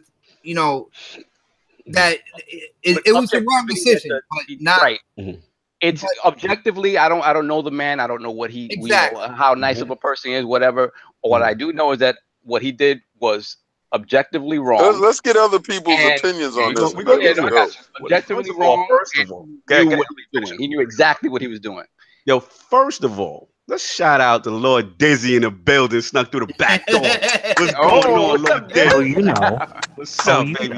I know you ain't got a lot of time, so I want to get you in, and I want to get you and Addict in because we're at the realm of the Lords. We got to hear everybody's side, even stuff that we disagree with. And you've been getting some heat, Dizzy, on Twitter. You've been getting not even from your mates. How's that QuakeCon, sir? How's that QuakeCon? Yo, salute to the QuakeCon shout. Yeah, QuakeCon was fun. Yeah. Let me tell you this one thing about QuakeCon and something about Bethesda. And if you are a Switch owner, I'm not going to get into details. Okay. But let me tell you, they love the Switch. Okay, so we got some things coming. I'll leave it at that. All right, fair enough. Doom's coming to the Switch, the new one. Yeah, the Eternal Drive. Oh, it's more than that, baby. It's more than that. Okay. Right on. Yeah. QuakeCon was fun. That's what's up, man. QuakeCon repping the ILP. But I need your opinion on this. This is a hot one. Eternal, man. This is a hot one. What's going on? They've been going that Dizzy, so I want to hear his opinion. What's your feeling on this? Now, I when I made my post, I knew I was going to get flack, but I made it for a reason, and I simply put, I said that I would not have fired Philip. Essentially, if I was IGN. And the reason being, and it's not because of what Philip did. What he did, you definitely can't condone that. Me, being a former, PBG, from PBG. Doubt, baby. You're right, man. You get busy. So I know all of the editing and all the stuff that you have to go behind that. My whole point, and what I was trying to do is pretty much strike up a conversation that, we really are going at this individual, but we're not looking at the bigger scope of what's going on over at IGN. Break it down. The fact of the matter is that this individual, he has never written anything before for IGN in this kind of manner. And the very first thing that you're going to have him do is edit his own work. You're going on the same page, Addict. Okay, so granted, so with a video, it's probably going to be very hard for somebody to be able to see. Welcome to the club, Dizzy. Welcome to the club, man. So be it. So yes, both of you. with a video, yes, maybe you're probably not going to find the matchup and everything. And this does take some digging and everything. And again, you shouldn't be plagiarizing. But the thing that kind of bothers me is he's never done this before. This is going to be his first ride. So essentially, daddy gave kid the keys to the car, let the kid crash the car, and is going to take no responsibility in that kind of manner. So basically, you feel they're throwing him under the bus. I'm sorry, I keep cutting you. I'm sorry, continue. No, you're good. So what's going on with all the other writers? Like, are they editing their own work? What's going on? Like, this can't be limited to just him. It can't be. Okay. I don't think that the editing has anything to do with them having had some sort of vetting process for like checking for plagiarism beforehand. I don't think they had that. So editing is one thing. Vetting for like. Can I talk? Let Addict get it. He hasn't got a chance to talk to you because Addict has said some stuff to me offline, and I just want to get both sides here because Dizzy says some important points that a lot of people are upset with in the chat. But say Addict, get in there, man. What do you feel too? At the end of the day, this dude deserved to lose his job. I believe people who are doing death threats, you guys are going way too far. But anyway, like at the end of the day, this dude does. I mean, he's been proven plagiarism like 3 times already, so he needed to lose his job. Right. But I think the bigger problem is like what Dizzy said. IGN needs to get their shit together. All right. So basically, let's get y'all main point, right? So for people that's attacking, because everyone's like, shut his mic off. They going hard at this. It's the homie. Now, I just want to clarify this. Your whole thing is you're not condoning plagiarism, right? You're just saying, I don't think anyone's condoning plagiarism. Right. We just got to say that for irrelevant later because he's going hard. He putting out news flashpoint. He going hard. But like basically what y'all saying is that he should have never been in the position in the first place, being that he's really never written an article. And I don't know his history as far as complete length of time, but from what I know from basically seeing him on one of their podcast shows that they have, it doesn't feel like he's been around that long. So is that what you're getting at, Diz? That like that IGN should claim some responsibility for even putting him in that position? Exactly. I don't understand what the concept, and it's not that they were going to find anything anyways because it was an audio work, and I mean that's a lot that you have to do. But if there should have been a process at least done. Like there should have been a process at least done, and that's what's more concerning to me is what about all the other work that's going on over at IGN? Are they going through the same thing, or are they doing their own stuff? That's my issue that they may have going. I feel like everybody's oversimplifying this whole situation. I feel like let him say his point because it's not what y'all saying. This dude deserved to lose his job. But at the end of the day, I just can't comprehend. I didn't know it was the first work he made, but I can't comprehend why anyone is writing and no one's checking their work. Like, I just don't get how they're. I mean, it makes no sense to me. Like, this dude deserved to lose his job, and I love how everyone in the comment section is acting like we're literally like, let's say Philip deserves his job. No one is saying that. So go ahead, stop with the nonsense. Okay. Philip deserved to lose his job. But, I feel like IGN needs to restructure how they do things because this was too easy for him to do this. All right. And Dizzy, I got to get at you because I saw some tweets. Now, you did say that basically IGN is kind of throwing him under the bus to wipe their hands from the situation, and that you yourself said, I got to quote you, that you would have not fired him. So what would you have done? Could you ever trust a person like that again if you keep him? Oh, no, absolutely not. No, if I was IGN, I would expect him to resign. Absolutely. Okay. He should have. So you would have gave him the opportunity to walk away, so then opposed to having a strike against his record. Right. So hypothetically, if Philip say I want to keep my job, then in your scenario, like, would you allow him to stay on? No, he would not be getting the pieces that he would think that he would be getting. Absolutely not. Okay, so you just sitting there and starve him to death until he just eventually quit. So you basically, you can't trust him in that kind of manner anymore. Because all right. Coming from a CEO's position, let's go. Coming from a boss position, coming from an owner position, if you catch your employee stealing, because this is theft. All right, let's not get to the point where we're misconstrued in what he has done. He has stole from another person. He has stole from a smaller person's work. He was in a position where it was a conscious thought. All right, now it's not a conscious thought as a snap judgment, like as swiping money from the till. No. This brother sat there and actively put a piece together, knew it was fraudulent when he was doing it, and then he actually produced it. So it's a process of you can accidentally fall into that. It's steps of fraudery all the way through. So this man knew what he was doing. He knew that he was stealing. And he knew that he has done it before. See, he's just getting caught now.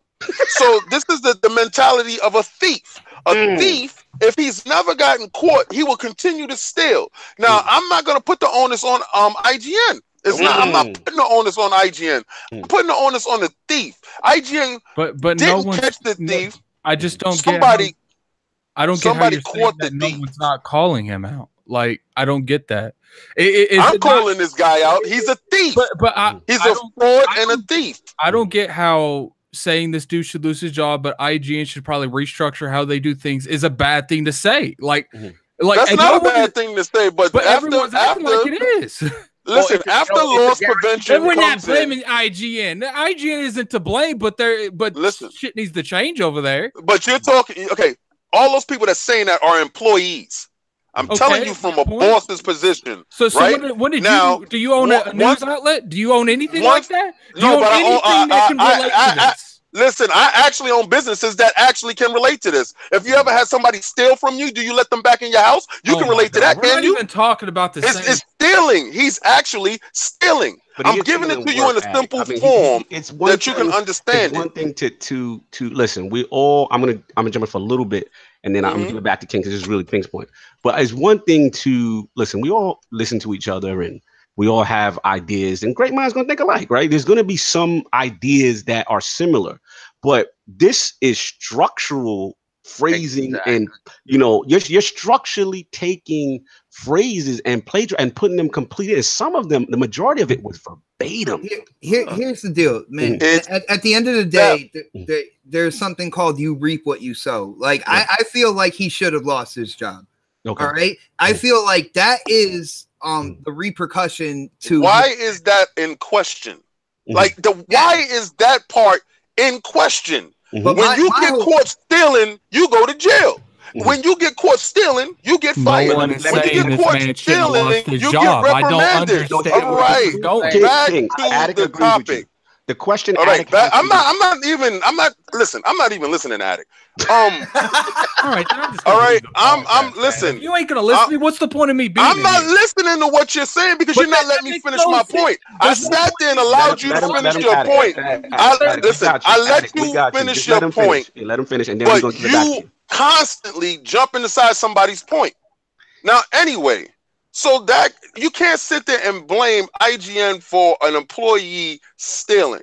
Now, if they would have kept the employee working after it came out that he stole, then you blame IGN. Now, hopefully there is things in place once they have their loss prevention people come in to check everybody's work to go back, because it has came out that this guy has stole before.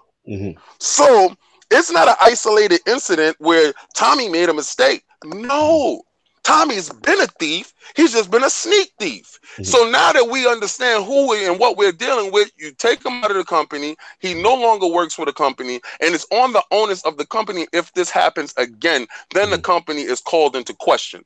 But he is a thief. That guy that he stole from, Mr. Boomstick, I mean Boomstick Gaming, not Mr. Boomstick.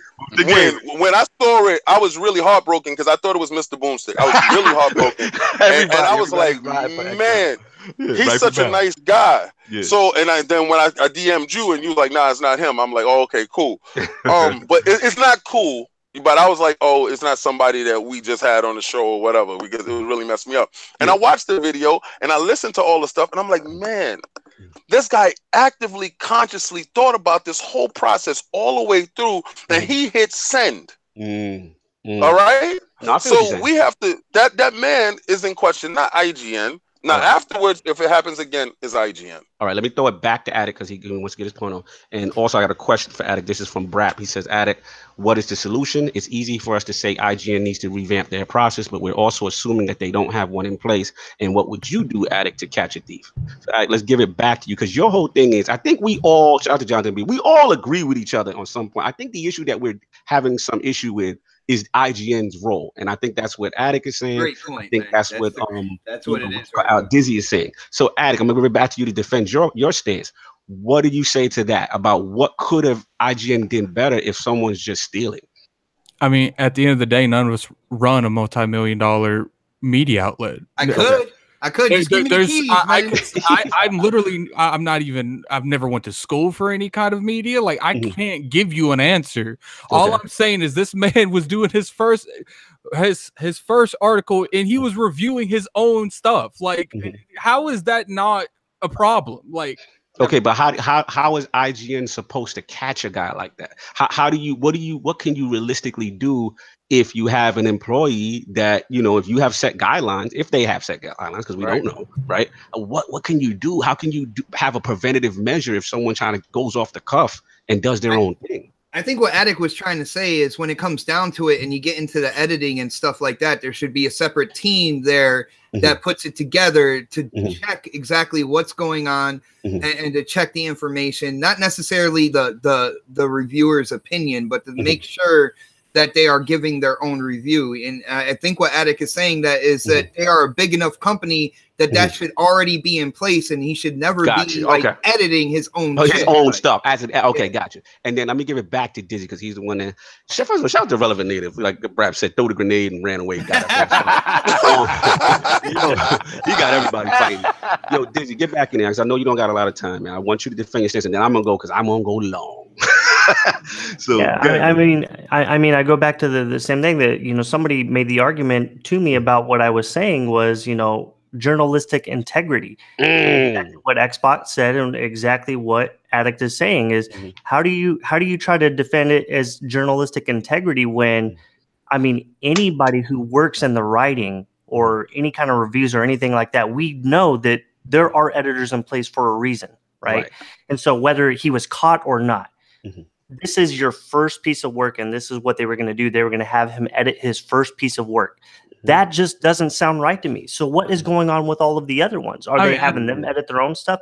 So you're saying as an editor, like almost like a checks and balances system, like how is where was that at? At the end of the day, like maybe if he would have been kept up to date on what he was publishing, we could have caught him sooner. Like this is the third one he's done. Like Relevant Native, he's started so much job. I really don't care what Attic is sympathizing. Attic is in the bushes with Philip. Oh my god.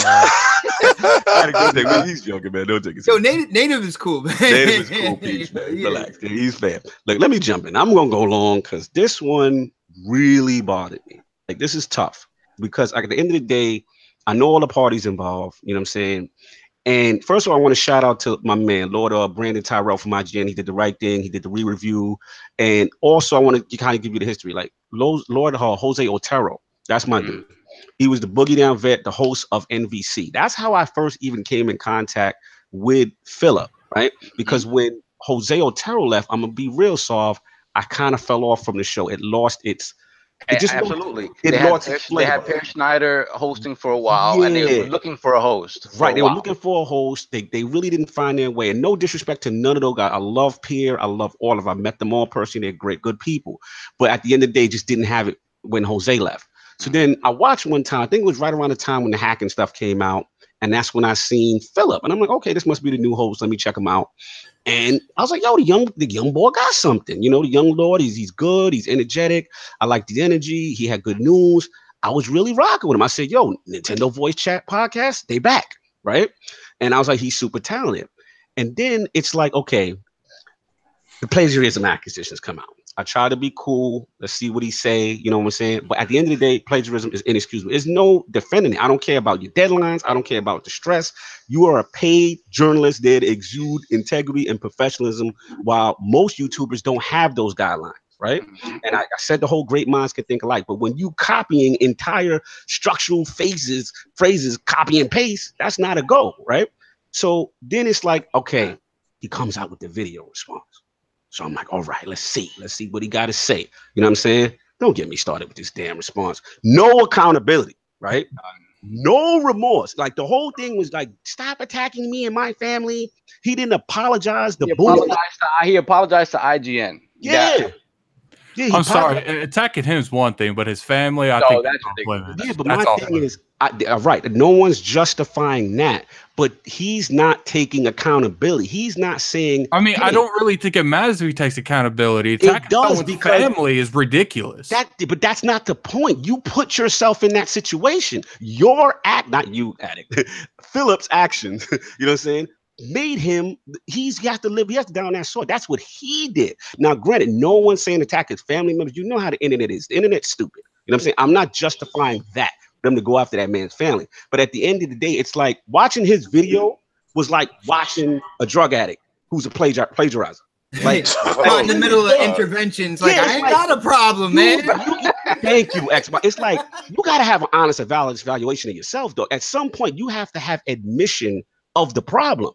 You know what I'm saying? If you use the Quentin Miller bars for your verses, that's what you did. Like that's just what it is. So you went to Drake. You know, I did a little shot.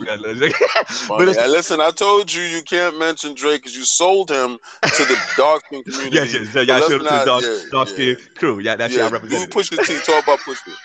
No doubt. So yeah, shout out to my man Lord Richard Hogue, you know, gaming lawyer out there. Please follow this man. It's a great guy on Twitter.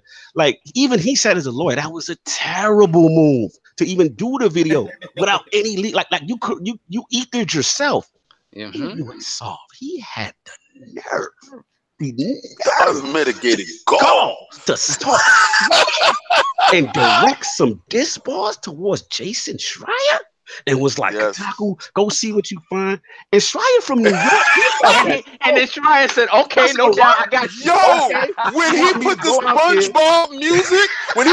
SpongeBob music and said moments later, I basically died. They put up a video called Grand Theft Author.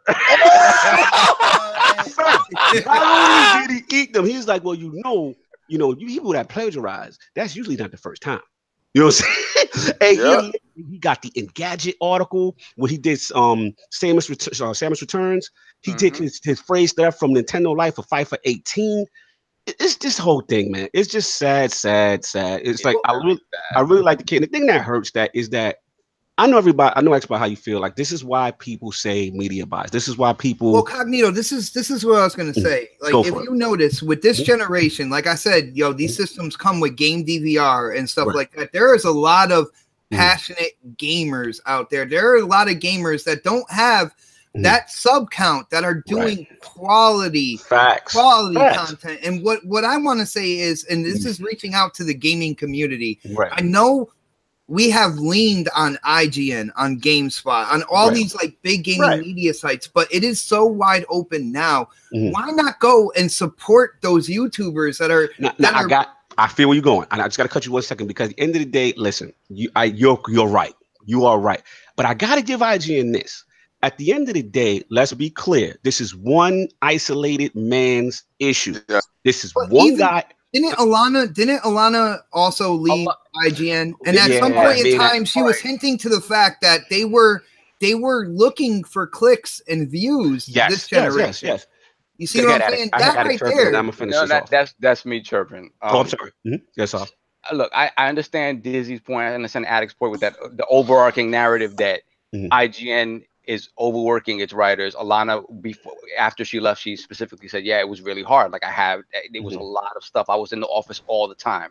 And I go back to something that King said way back when. He's like, this is the leading media company in gaming. Facts. You know how they stay there?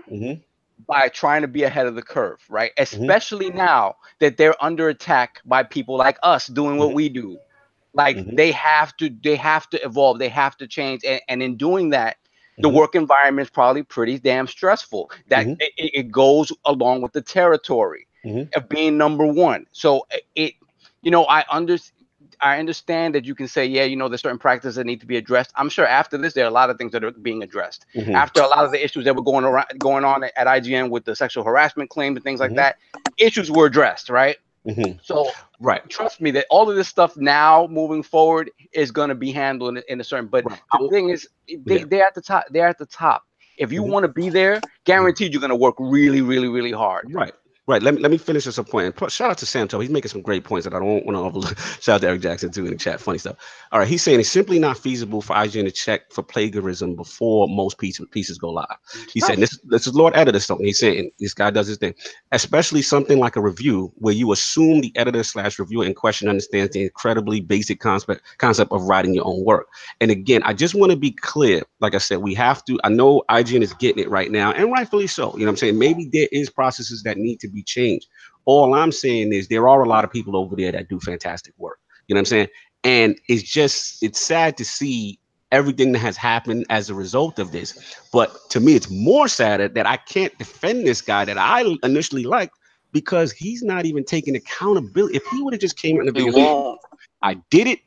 I got to make it right with y'all. I know y'all don't trust me right now. Or just say, hey, this is what happened. I was completely overwhelmed or whatever. But to not even say those words nor apologize to the YouTuber he stole from. And to Xbot's point, I can't blame IGN all the way too because he had no experience really in that. I don't say not no experience, but they basically grabbed him from YouTube. That's how they found him. They found him from YouTube. Now, whether or not where Dizzy and Addict may be right is whether or not he deserved the shot is another thing, right? But at the end of the day, they tried to give this YouTuber guy, and then he went and did his own thing. And like I said, it's just a sad situation. That's all I got on it. Unless you guys want to chirp in some more, let me know.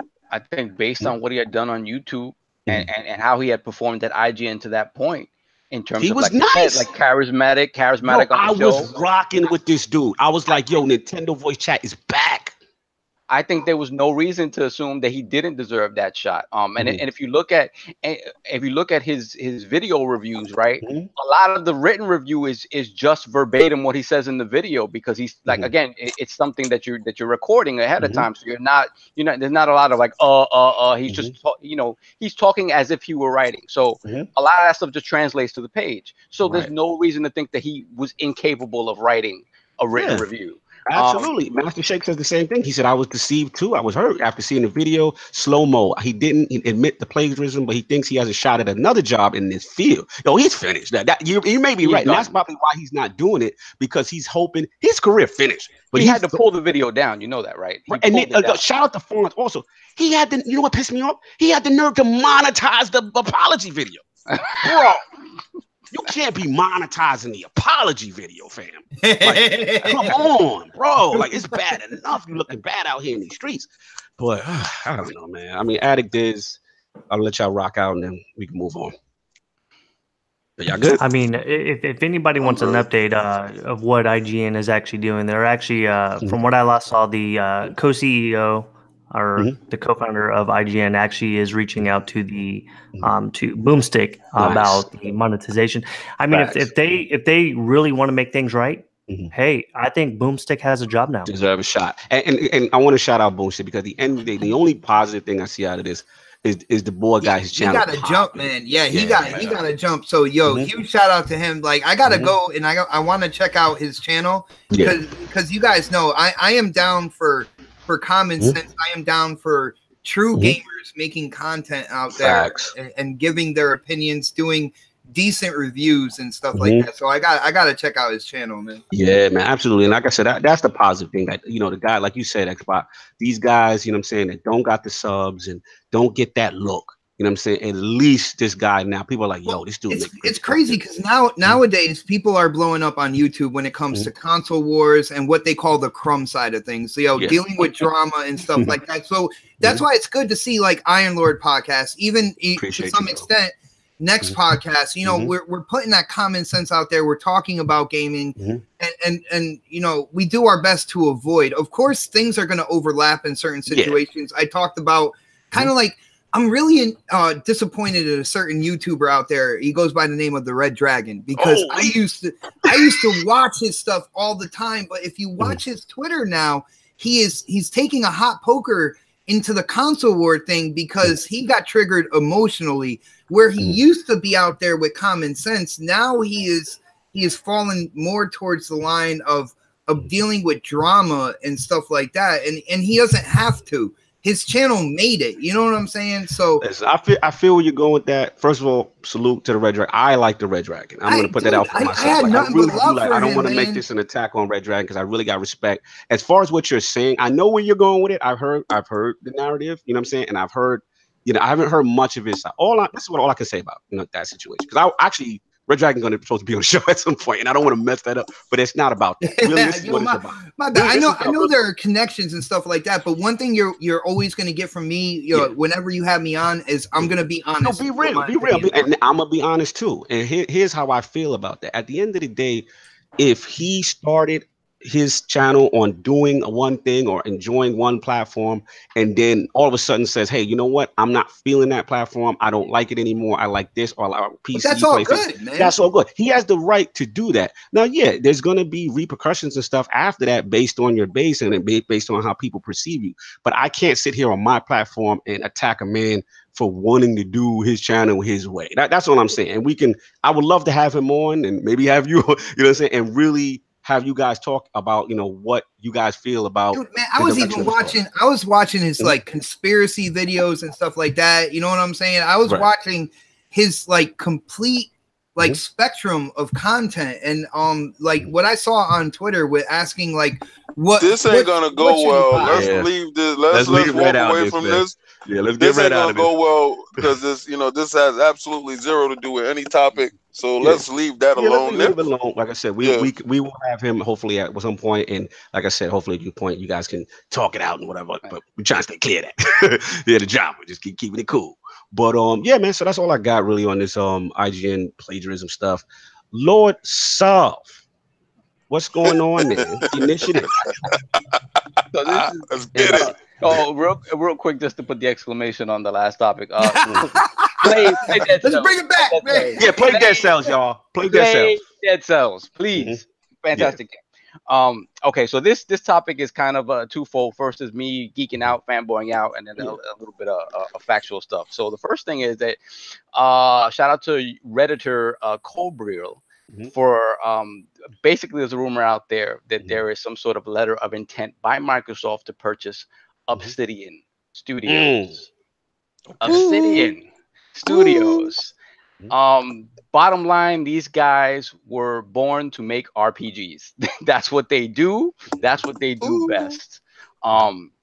These guys have produced some of the most hardcore sort of isometric RPGs. They've produced sequels in known series already, just like Star Wars Knights of the Old Republic 2.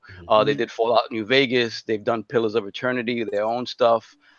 These guys are RPG gods. And if this is true, man, oh man, to have them in the Microsoft fold, I kind of lost it because I was like, you're Obsidian guy. This is Obsidian. Obsidian is, if you look at them and the stuff that they've done, they've always been sort of, I don't want to say B tier, but there's really no way to acknowledge it. They've never had the money. They've never had the money around them to really do excel, to excel and really make a huge product. They did Fallout New Vegas under Bethesda, and a lot of people thought that the New Vegas story was better than Fallout 3 story.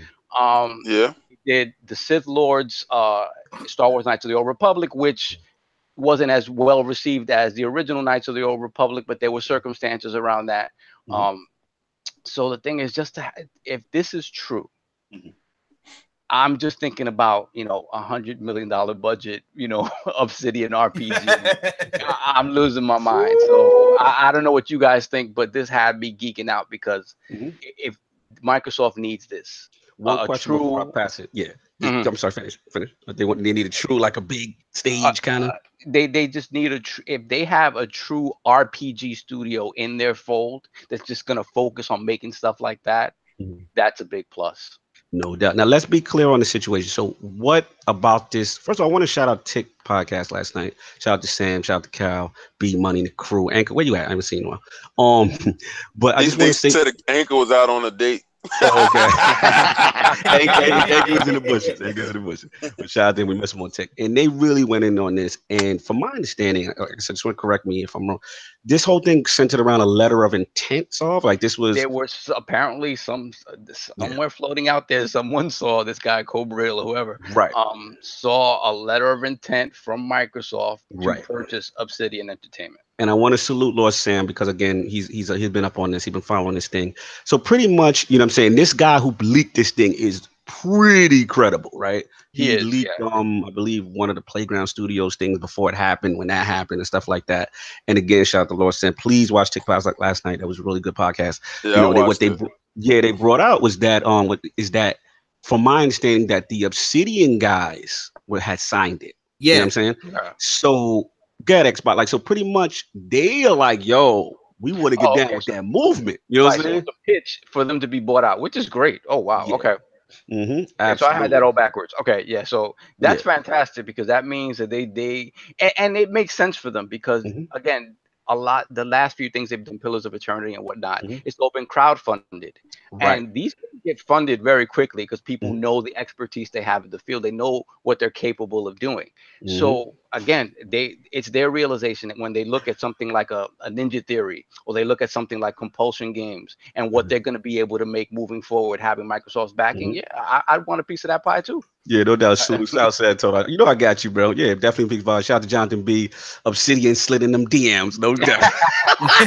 No doubt. So, Lord Xbot, when you hear like news like this, you know, what do you feel about this Obsidian thing? Dude, this is something that, and I feel like this person is not getting the proper kind of like respect for doing this, and that is Phil Spencer himself. Xbox only son, our Lord and Savior. Our Lord and Savior. This is what Phil is looking like right now. That's exactly what Phil is looking like right now, like Thanos. People were doubting. You can't see. People were doubting. Oh, you got one? Or is your camera up? Or you back in the bushes? Back in the bushes. If my camera is up, I can guarantee you could see. Well, then would you put it up and stop talking about what you would do, woulda, coulda, shoulda? That's what's wrong with your generation. You always criticizing something but never doing. Stop criticizing. You in the bushes today. But check this out. Yo, Phil said this in the beginning. He said he was going to deal with the power narrative, which he did, right? He was going to, for the shareholders on Microsoft side of things, getting, the Xbox app on multiple devices, getting that whole thing rolling. And he got that done.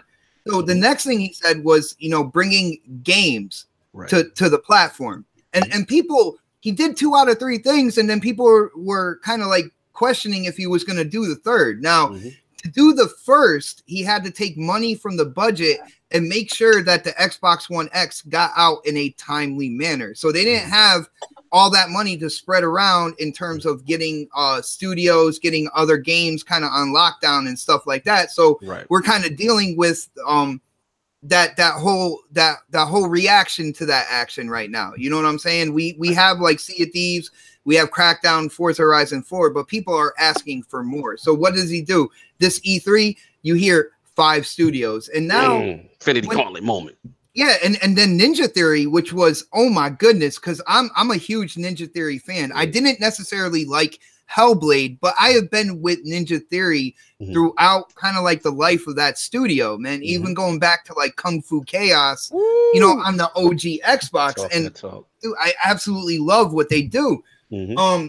So even though Obsidian is the one that signed this deal, I do got to say, I can see Phil kind of going over there and starting the talks with them, and the talk being so good that Obsidian signed that deal and said, "Yo, we're down. You ready?" You know what I'm saying? Yeah. It's exciting. It's definitely exciting. Let me get Addict on this because I know he's been in this boat before with his beloved Fable, and Playground, that announcement and stuff like that. So what do you feel about this announcement with Obsidian in particular? I don't really want to speculate on like literally no evidence. But well, there's a letter. There is evidence. There's a letter of intent that, well, not evidence, but there's a letter of intent that was found by. I mean, has Microsoft source confirmed that this document exists? Well, it's the same thing with Fable. When we talked about the news when Fable came out, we didn't have any hard evidence at that point, but we talked about it. Yeah, it's just, I mean, when it comes to Obsidian, they're a good developer. They made Fallout New Vegas, which is my favorite Fallout game. But I mean, I don't know if they can create their own IP and do the same, if that makes sense to you. Like, they took the Star Wars brand because they were contracted to make that game. They did really well. They took the Fallout brand because they were contracted to make New Vegas and did really well. But like certain devs can't make their own world and do very well. Right. So you're skeptical. You're not. I mean, they'd be a nice pickup. They would, because I feel like they can make good RPGs. But I mean, I don't know. You're like, pump the brakes. Let's see what they do first. Well, I mean, let's see. There's a couple things. I got to see what kind of game they're going to make. Some studios would be like, yo, they're going to make some good RPG, and they're like, we're going to make a racer. Like, I don't know what they're going to make. I feel you. Even if they're purchased, I feel like between them and Playground and the Initiative, that's going to be like their pillars when it comes to action games. If they don't get a Ninja Theory on that, if they don't get a second studio in at Obsidian, if they say they do get picked up, they're making RPGs like that. They're not doing anything else. That's all they. Dizzy, we still in the building? Yeah, man, I'm still here. Oh, okay. I didn't know how long we had. I didn't know how long we had. Finish up Attic, then I'm giving it to Dizzy. I mean, we'll have to see. I'm curious on. I would want them to stay towards their first person RPG. Because I really liked Fallout New Vegas. Like, that's what I was about to ask you, because New Vegas, like that, when I saw that was on their resume, I was like, yo, for the Fallout fans, that is arguably their favorite Fallout. You know what I'm saying? If we had Anchorman, he'd be going crazy right now. You know what I'm saying? So it's like, you know, that like anything. And see, here's the thing: like Fallout 3, Fallout 4.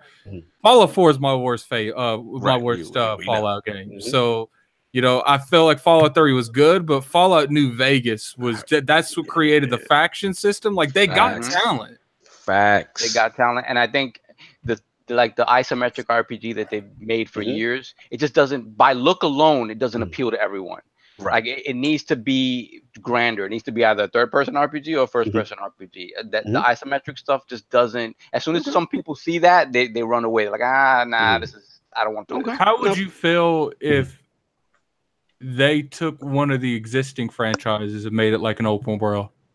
Hey, I'm all about reimagining stuff. You know how I feel about older Microsoft IPs being dormant and them not doing anything with it. So I'm about that. How would you feel if Microsoft scored a deal with Disney and they rebooted the Knights of the Old Republic like a Star Wars game? Not exactly, because they can't do Knights of the Old Republic because there's a lot of issues that Disney has with that world. Disney's not about the violence, and there's not much in the Old Republic that's not They're not violent. about that murdering. And that's all the Old Republic is we killing everybody.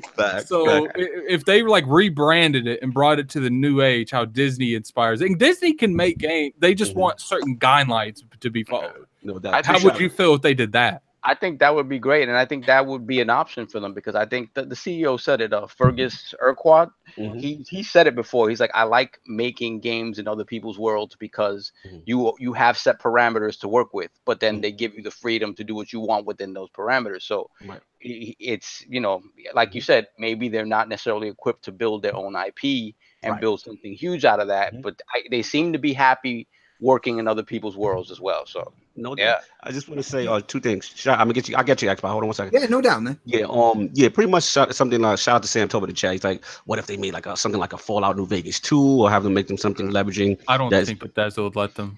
Yeah, that's interesting, but you know, Bethesda's doing their own thing, or like a Dragon Age game. Bethesda's like, because if let's be real, Microsoft is okay with releasing everything on but Sony platform, and the way Bethesda's going, they might be cutting Sony out in the next 5 years. Yeah, they're talking card game stuff right now. Like, it's crazy right now. But I'm gonna get you a shout out to Kiss Move in the chat. What up, kid? Was gonna say, Xbox Go. Oh yeah, I saw you chirping, and then I'm gonna give it. My whole thing is, for people who follow what's going on with Xbox, they have this thing called Game Pass, right?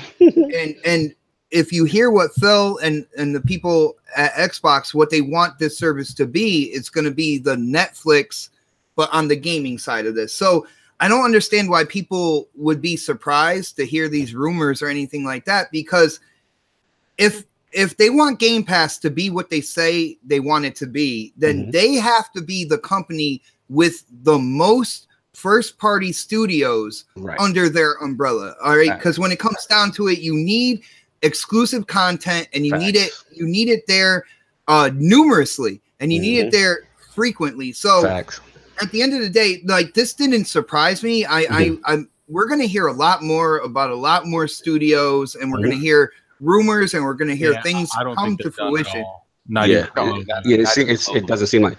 Diz, I need your feeling on this because I don't got you long. What do you feel about that, and just in general, you know, with the Obsidian and just the culture going on?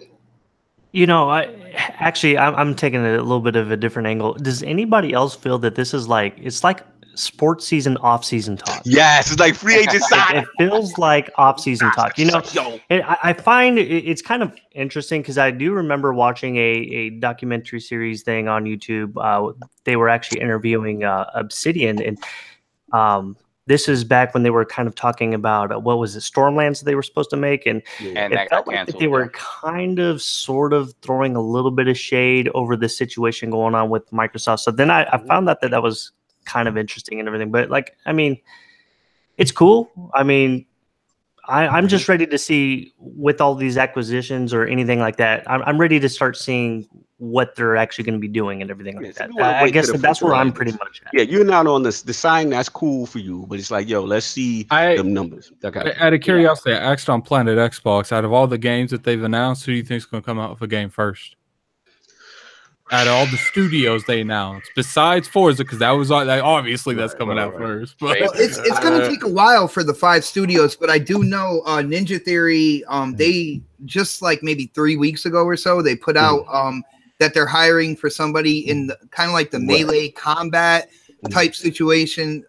So they might be farther along in terms of the blueprint of the game that they're trying to develop. But Phil did bring up in an interview that they've been working on that game since Hellblade stopped. Oh wow! Well, that's still not that much. Well, I mean, that's a dev time. That's not a lot of time. I think we can all agree. I think. Well, I'm just saying that's probably the only studio that is the farthest in their dev time. And so I'm thinking maybe 2021 with that. I think what's going to happen is I think Scarlet is going to come out in 2020, and I think you're going to have an awesome lineup with that. I'm talking like the new Forza Motorsport. I'm thinking the new Halo and Fable in terms of their launch lineup. And then I think in 2021 you're going to start seeing the newer acquisitions, the newer studios start coming out with their games as well. And I think they're just going to hammer it, man. I think we're going to see Ninja Theories in 2020. Okay, it was interesting. Let me get King in, man. He be quiet. He can get a chance to rock. Oh, okay. Back to the topic of Obsidian being purchased and is it possible and what that holds for the future. Who did that for you? When Phil get a chance to control the purses. Nobody really did anything with the rumor, but okay. You did. So you interrupted now when King come with the smoke. You know what's the best part about you? I love my little spotlight. It's like that light I got right there. That's Addict. I've named that light Addict. And that light stays on me. So you're just like that light. And I can always count on you to be right there spotlighting me. I mean, I got to spotlight the I purposely shut up and let you talk. I purposely did that for you. I purposely shut up and let you go on your whole little rant about what's coming out next and all this other stuff and not the topic. I purposely allow you to run your mouth, and I purposely watch you keep on running all over the place. I purposely did that. I sat there and read this book while you ran your mouth. Okay. So let me get to my topic and let's turn the spotlight off. How about that? All right. The bushes is calling. Anyway, so Phil is out here with the purse strings, and he's purchasing these companies. And I know a lot of times they can't really speak about it until the deal is done, because at last minute, things happen, and you don't want to overstep before the ink is dry, right? So I'm pretty sure, just like Xbot, to highlight Xbot's point, to be the Netflix of it, Netflix went out and was purchasing a bunch of studios, and people was like, oh, they're purchasing this, they're spending money. There was no fruit being bare, and people was like, they still in line with Hulu. Then the studios started producing, and then you started seeing shows, and then Netflix took that supreme jump. So I think he's setting up his guns. He like I said, he took the narrative. Then he allowed you to see the plan, because everybody wanted to know Xbox plan. The plan was to get this on everybody's device. Right, so in doing that, you get a streaming box that is cheaper, that you have flexibility with it. You can get it all over the place, and then to have it on tablets or wherever you can play, as long as you're engaged with Xbox, it works. No, you can engage with Xbox. I knew you were gonna say that. So you need studios, and I'm not surprised, but are they going for the best and the brightest, or sometimes overlooked studios? That's what you're supposed to do. You're going to get a range, man. It's a good idea. And I know y'all said, well, what has they done that was an original IP opposed to tagging on to something else? Maybe they're given source material, and since they're good at other people's source material, maybe that lends to a Halo with an RPG feel to it. Maybe that is that Fable. Maybe we don't know, but owning a studio is better than not owning a studio and allowing them to grow. So I just say it's a positive. I don't see any negatives in acquiring studios. And it's again, who did that for you? He did. Shout out to Kid. He's making dropping some points. He's saying he thinks the cloud consoles next year, Xbox, the new Xbox. They drop at the same time, man. They drop in the same time. I think they might drop at the same time. I'm Kid dropping some joints in here. He's like, Playground second IP might be a 2021 game, depending on how long it takes. And he says Daryl Gallagher's studio will be the last to drop. I do agree with him. I think the initiative is going to be the longest one that drop, because they're still kind of forming it. And Saab, can I just jump on your point, because I know you're going to talk about the initiative? No, go ahead. Because I just added with my point so we can move on.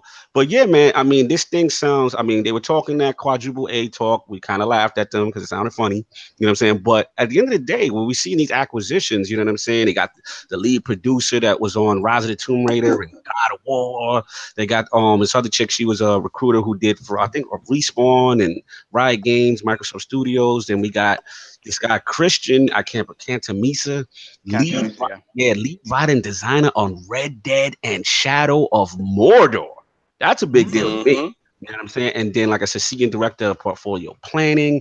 Apparently this guy has given assistance for Witcher 3, Lost Planet, Dead Rising, Ninja Gaiden, Rise of the Tomb Raider, like Elder Scrolls 4. Like, these are huge names. You know what I'm saying? Yeah. And last two, I believe it was prior, like Crystal Dynamics people, and I'm assuming that worked on the Rise of the Tomb Raider reboot, and obviously that's where a lot of Daryl Gallagher's history comes from. Listen, at the end of the day, all this stuff is exciting. Like, I agree with Lord King.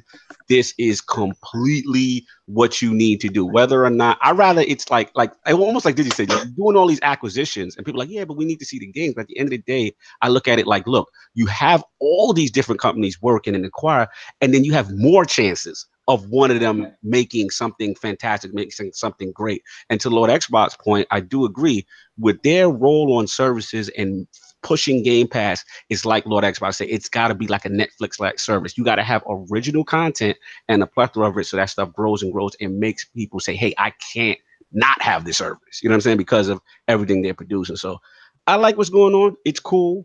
Lord King, you've been patient. Nintendo, what they doing? What's going on? Luigi, they got my mans. Yo, so I watched this director's video, and I've always learned something. When desperation sets into somebody or anything, you get this chance to see them act out of character. They do things to keep that attention there. And since the stocks went down and sales aren't doing exactly what they right now, man. They heartbeat is beeping. Is beeping, and kind of like murdering K6, right? Like yeah, exactly. Yo, you know what? Exactly to your point. And let me tell you, when desperation sets into a company, you are going to see what happens. So what do? They kill player 2. Poor Luigi. They killed him and they took him down. Now, shout out to the No, because I got that they killed player 2 from the No. All right? And shout out to the No, because I almost died in tears when I heard it and I saw it and I said, man, they're desperate. They're selling the Smash Brothers with a system. It's nice. The package looks great. And they look like they're betting everything heavy on this farm because it's all the way in December. So they're trying to keep your interest, and they keep letting out little snippets. And they say, Castlevania's here. You've been asking for that, but we killed Luigi. We killed player 2. And we've been growing up with this. And I'm not even going to get into the part about the Luigi's death. But the desperation at Nintendo, are they trying to get likes? Are they trying to raise the stock prices? They said we will raise the stock prices by getting interest back up by killing a beloved character. And they killed him because he tried to enter his body. To the stock. Yo, you know what? Somebody in the shareholders meeting said somebody got to die. Somebody has to die. They gotta do that for the views. They got to do that for the views. They probably put names in the hat, and the Mario guy was sitting there sweating, and Luigi name came up, and he said, "Good, kill my brother, kill my brother." And listen, they spilled the ragu sauce all over the place. He's dead. He couldn't get back in his body. And I want to know, is it desperation? Are we seeing Nintendo showing the skirt? What is going on? Well, Nintendo came out and said he's not dead. Yes, they came out and said he's not dead. But I think base uproar was crazy. We covered this on next podcast as well. And K Mega thought I was crazy for bringing it up, but it's exactly what King said. It's something that we've never seen from Nintendo before. And I think at the end of the day, there might be a little cross marketing here in terms of another kind of like Luigi game that might be in development. Oh, if you say Luigi's Mass Music to Addicts ears right there. And I think that's what's going on. Of course, they're marketing Smash Brothers, but at the end of the day, that cinematic at the end is what caught everybody, because people are like, yo, that's not Nintendo. They don't do that. And I know it caught me. And I kind of like where they're going with that, man. It's showing that they will expand their marketing. I like the video, yeah. Master Shake. I'm not committed to slandering Nintendo. All right. I just seems like it. Listen. I got Cognito here. Yo, Dizzy. And I got Sovereign here. And I'm in the middle, and I gotta hear this rhetoric. You understand? And they chirping here and they chirping there. And I gotta fight it off. So trust me, it's coming from a space of love, because Nintendo is my beloved system. All right, so don't worry about it. Lord Alec, let me hear it. What you got for this one? Here it comes. He's not here. Oh, he left? He left a long time ago. Oh, he jumped into the bushes. Okay, Jay, so he probably had to step away from it. He'll be back. But Lord Dizzy, you in the chat, lit. Did you think this is desperation on Nintendo? Do you think we're looking more into it? I mean, is this a Game of Thrones moment? Game of Thrones. It works for Game of Thrones. Kill off a character. Walking Dead. Kill off a character. I get it. Yeah, maybe it is a cross promotion. Get another game, like I said. Luigi's Clue game. Who murdered Luigi and where was it? What was the weapon? For Luigi's version of God of War, man. Oh my God, I am done with y'all. Maybe he'll be a ghost character in the game. Lord Sam, can we bring some sense to the panel? First of all, I have to give King a shout out, because this is why I love this man, because his commitment to the troll is like no other. When we say King is a man of his convictions, we mean that. So when he trolls, it's 100% from the heart. Like, he doesn't let up. So I have to, because it's so entertaining. Now, with that said, like with that, no. Like, it's Nintendo.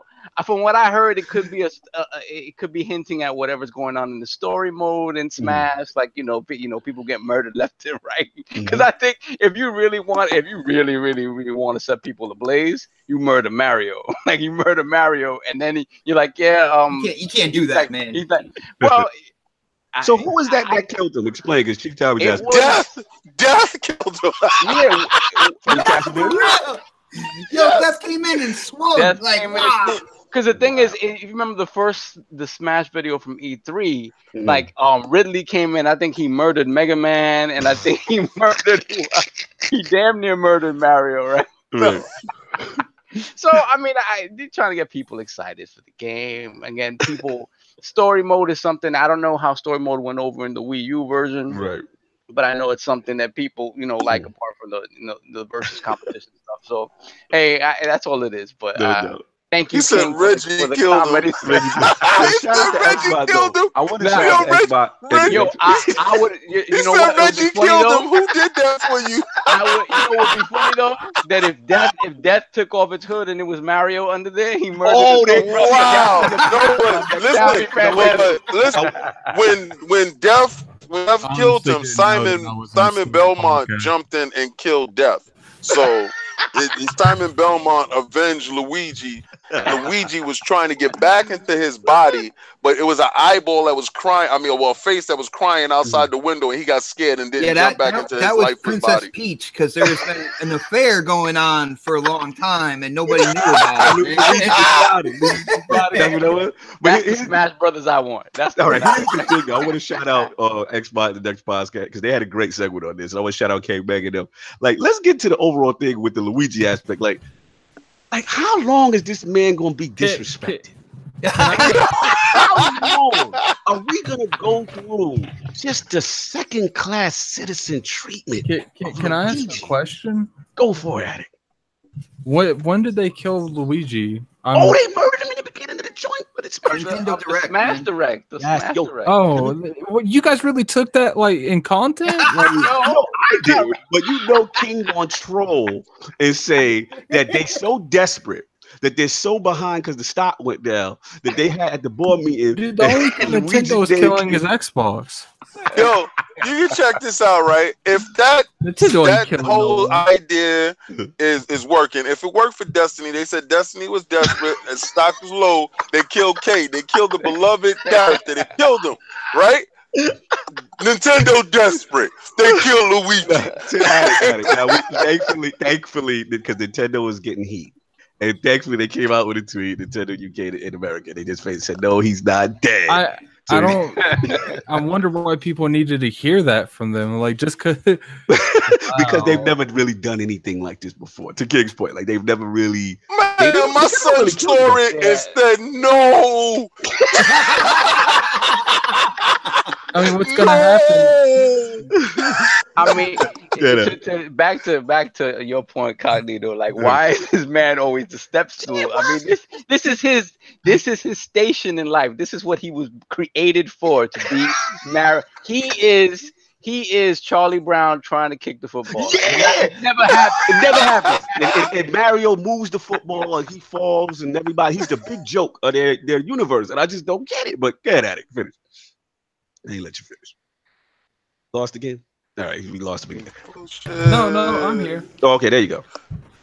No, there's nothing to really take about it. Like he turned into a ghost on a Super Smash Brothers trailer. Like, it was all along this BS.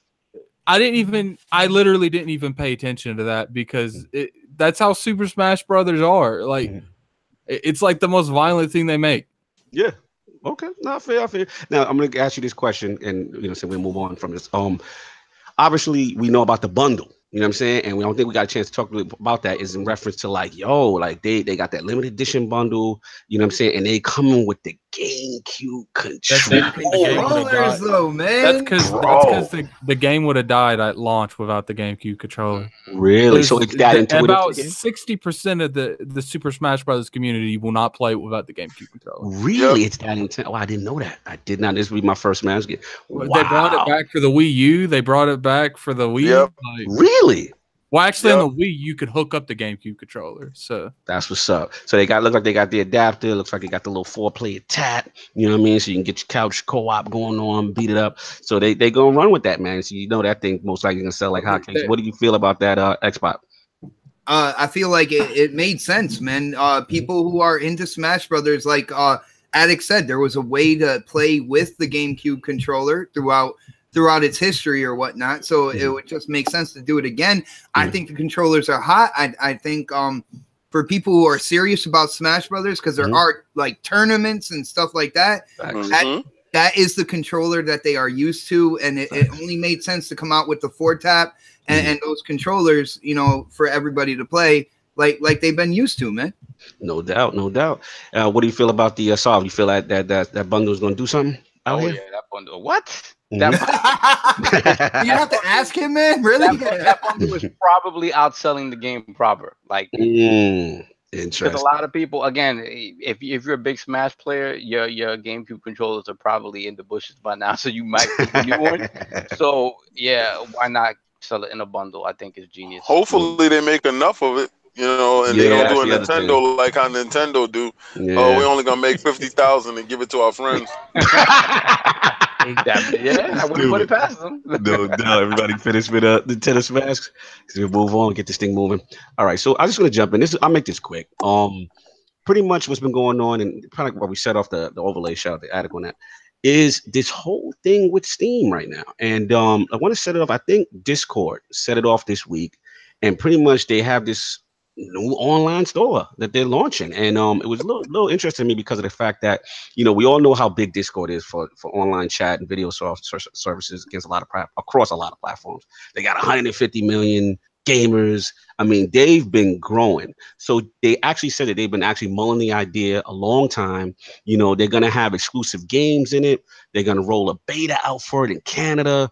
And their whole thing is to get into the online store business. You know what I'm saying? And, you know, what I found is interesting is kind of not only with the Discord's growth and them actually kind of really, I don't say challenging Steam because they're still in the early, but they're really positioning themselves, right? And they're looking to have a beta launch up, exclusive titles, all this stuff. And, you know, it's kind of like the preferred chatting platform on PC. But then you got things like, you know, let's look at, you know, Destiny 2, right? And Call of Duty on what you call it, Battle.net. You know, you look at EA Origins and all this stuff.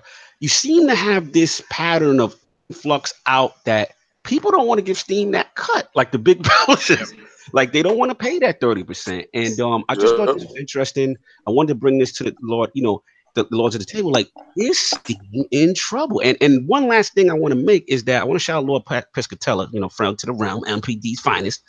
You know, he actually opened my eyes with the Discord thing because he was like, yeah, it's them opening a storefront is a big deal. He's like, with every major publisher seemingly going with their own PC launcher, he said, this is the place where Discord is the place where the friends list lives and has the most engagement. Our favorite word, Solve, engagement. And so Discord, yeah, so pretty much like he says he feels this is a big disruption coming to PC. So I want to bring it to the Lords. Let's start off. I'm actually switching. Let's start off with Lord King. You know, yeah, I'm bringing it to you. Like, what is the sky? You don't want me to have the rebuttal, Stitch?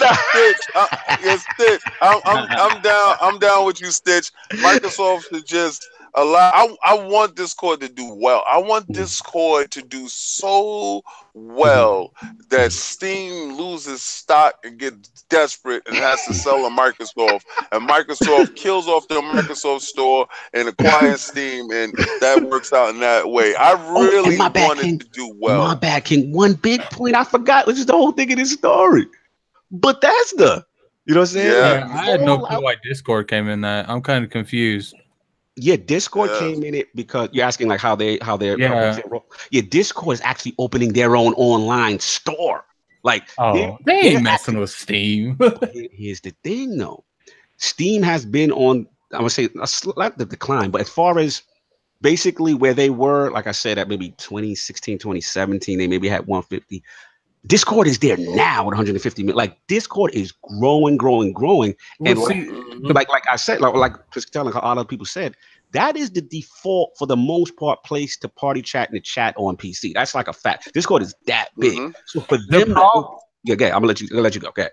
Their problem is the same thing that Steam's going to have a problem with. More and more big publishers are leaving that platform, and they're not going to go to Discord's platform. They're going to keep on their own. They're going to keep on their own open platform, man. Right. And I hear what you're saying. And here's the thing, but they're also trying to start their own like exclusive games. As basically they're going to call like first on Discord titles. You know what I'm saying? Now, yeah, that could do something. That could do something. And I saw some of them names, and I got affected by this already because Banner Saga 3 was one of those titles. Y'all know how I feel about This Is the Police. I parade that thing, and we were supposed to get This Is the Police 2 this month. PC got it launching, is going to be launching for them. And now the console, all the console versions have to wait until fall. That just recently happened. You know what I'm saying? Because I was waiting. I'm like, damn, I'm speaking to the dev. Like, what's going on? Where y'all at? Like, I know it's supposed to release this month. And he's like, oh, for PC. And I said, not you guys. And I'm like, wow. So there's some slow ripples going on. But King, I'm going to get back to you. I interrupted you. Oh, no. My thing was I want Microsoft to buy them. You gotta get back to me. No, I want Discord to do, I want it to do above and beyond. And I want Steam to fall so that they have to bend the knee and get up under that umbrella. And that's what I'm about. I'm about that. I feel you. But what about Bethesda now saying, hey, we're not putting Fallout 76 on Steam? Yeah, they're doing their own launcher. But if Microsoft owns Steam, they have no choice but to bend the knee because that game will be launched day and date at the same time. So it might be a little cryptic little message. Let Steam fall to the ground. They acquire them, and regardless to what, it'll be on Steam because it'll be on Microsoft same day. So it don't matter. So I heard you tripping. Then we get at it. So, but Bethesda's one of the few companies that can get away with doing that. Like just because their games don't come out that often and it has Fallout in front of it. Like any of their huge games, they can get away with like, we're gonna do our own launcher because regardless of where we put the game, people who want that game are gonna go get it. Facts. Regardless to what. So they can get away with that. The smaller publishers, not so much. So I kind of agree with Addict where I say like Steam is too big of a juggernaut to sort of be to be toppled by this. Is it going to create some ripples? Yes. Right. I still think if anything, it's going to show competition. Big. Yeah. I just think the Steam is too big to really, really be moved by this because at some point, I think at some point all those games still come to Steam.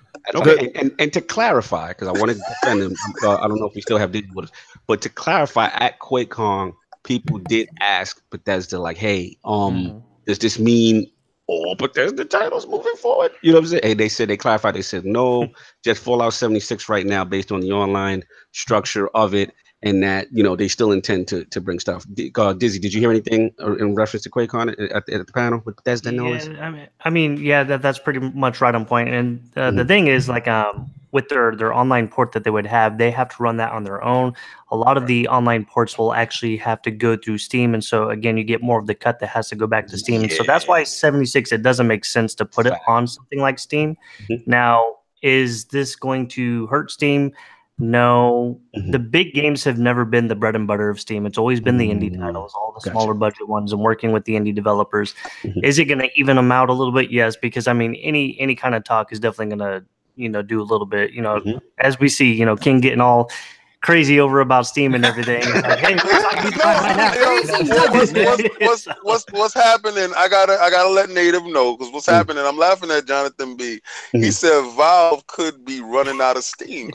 I found that to be probably the comment of the day in the chat, because Jonathan B been on fire. So yeah, he's been on fire. Pepper's game up because Jonathan B bringing the heat in the chat lately. He be having me dying. But no, I feel what you're saying with that. Continue, Disney. Yeah. I mean, I think that what we're going to see with like a lot of the big publishers, as we're already seeing on PC, they're moving everything to their own storefront. We see that with Uplay. We see that with EA Access. We see that, or whatever they call it, Origin. Sorry, disrespectful. So all of these big ones, they're going to be, BlizzardNet.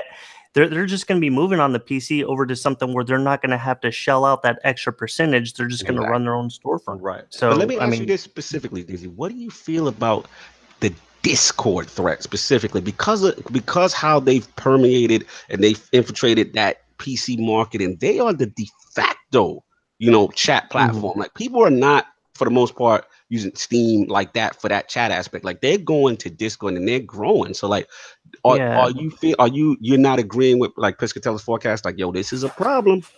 That is going to depend on how they handle the rights with the developers, and are you going to be charging? What's the cost? Whenever you do updates, what kind of system are you going to be running as far as like the updates? Because when you look at Steam is pretty lax whenever it comes to things like that. Whereas you look at something like, if you look at the PlayStation Network, or you look at Microsoft Live, they have to go through a whole Q&A session in order to get their updates pushed through and everything. Yep. So, and then are they going to be charging the developers for things like this? A lot of that is going to really depend on that. Yeah, it's great to have that list there, because that the people are there. That's looking at the whole Twitch versus Mixer thing. Mixer's great for streaming because of the latency, but the people just aren't there. Exactly. The engagement, where the people are. That's a great point. Yep. Yeah, man. Xbot, I've been holding you back. It's all good. I just wanted to get some points. I know how much we had everybody else, but yeah, man, where you at, man, with this? I gotta say, first off, competition is good in any kind of like genre, in any kind of area. Now, if you look at Steam hasn't really had any competition when it comes to the PC side of things. Right. But we've seen, Battle.net, we've seen Origins and all that stuff pop up. And you're going to see more of that pop up because the PC is an open platform. Right. When it comes to Discord, I'm any newcomer in there, even though they do have a base that they use for communication and game chat and stuff like that, they are still new to the store area of it. Fair enough. So they're not going to make an immediate impact. I think a lot of people are used to playing games on Steam and using Discord to talk to their friends. Right. And at the end of the day, people are creatures of habit. So it's still going to be like, all right, well, let me get my game running up on Steam. Let me go to Discord and get to my people. Good point. Over time, depending on what Discord does and how much they are really committed to this store and everything like that, over time, it could wear away at Steam. But in terms of an immediate impact, you're not there yet. Yeah, you're not going to get an immediate impact, man. I guess they got me because I'll finish this up quick. They got me because I was such a Distance Police fanboy, and I was mad. I'm like, yo, where is it?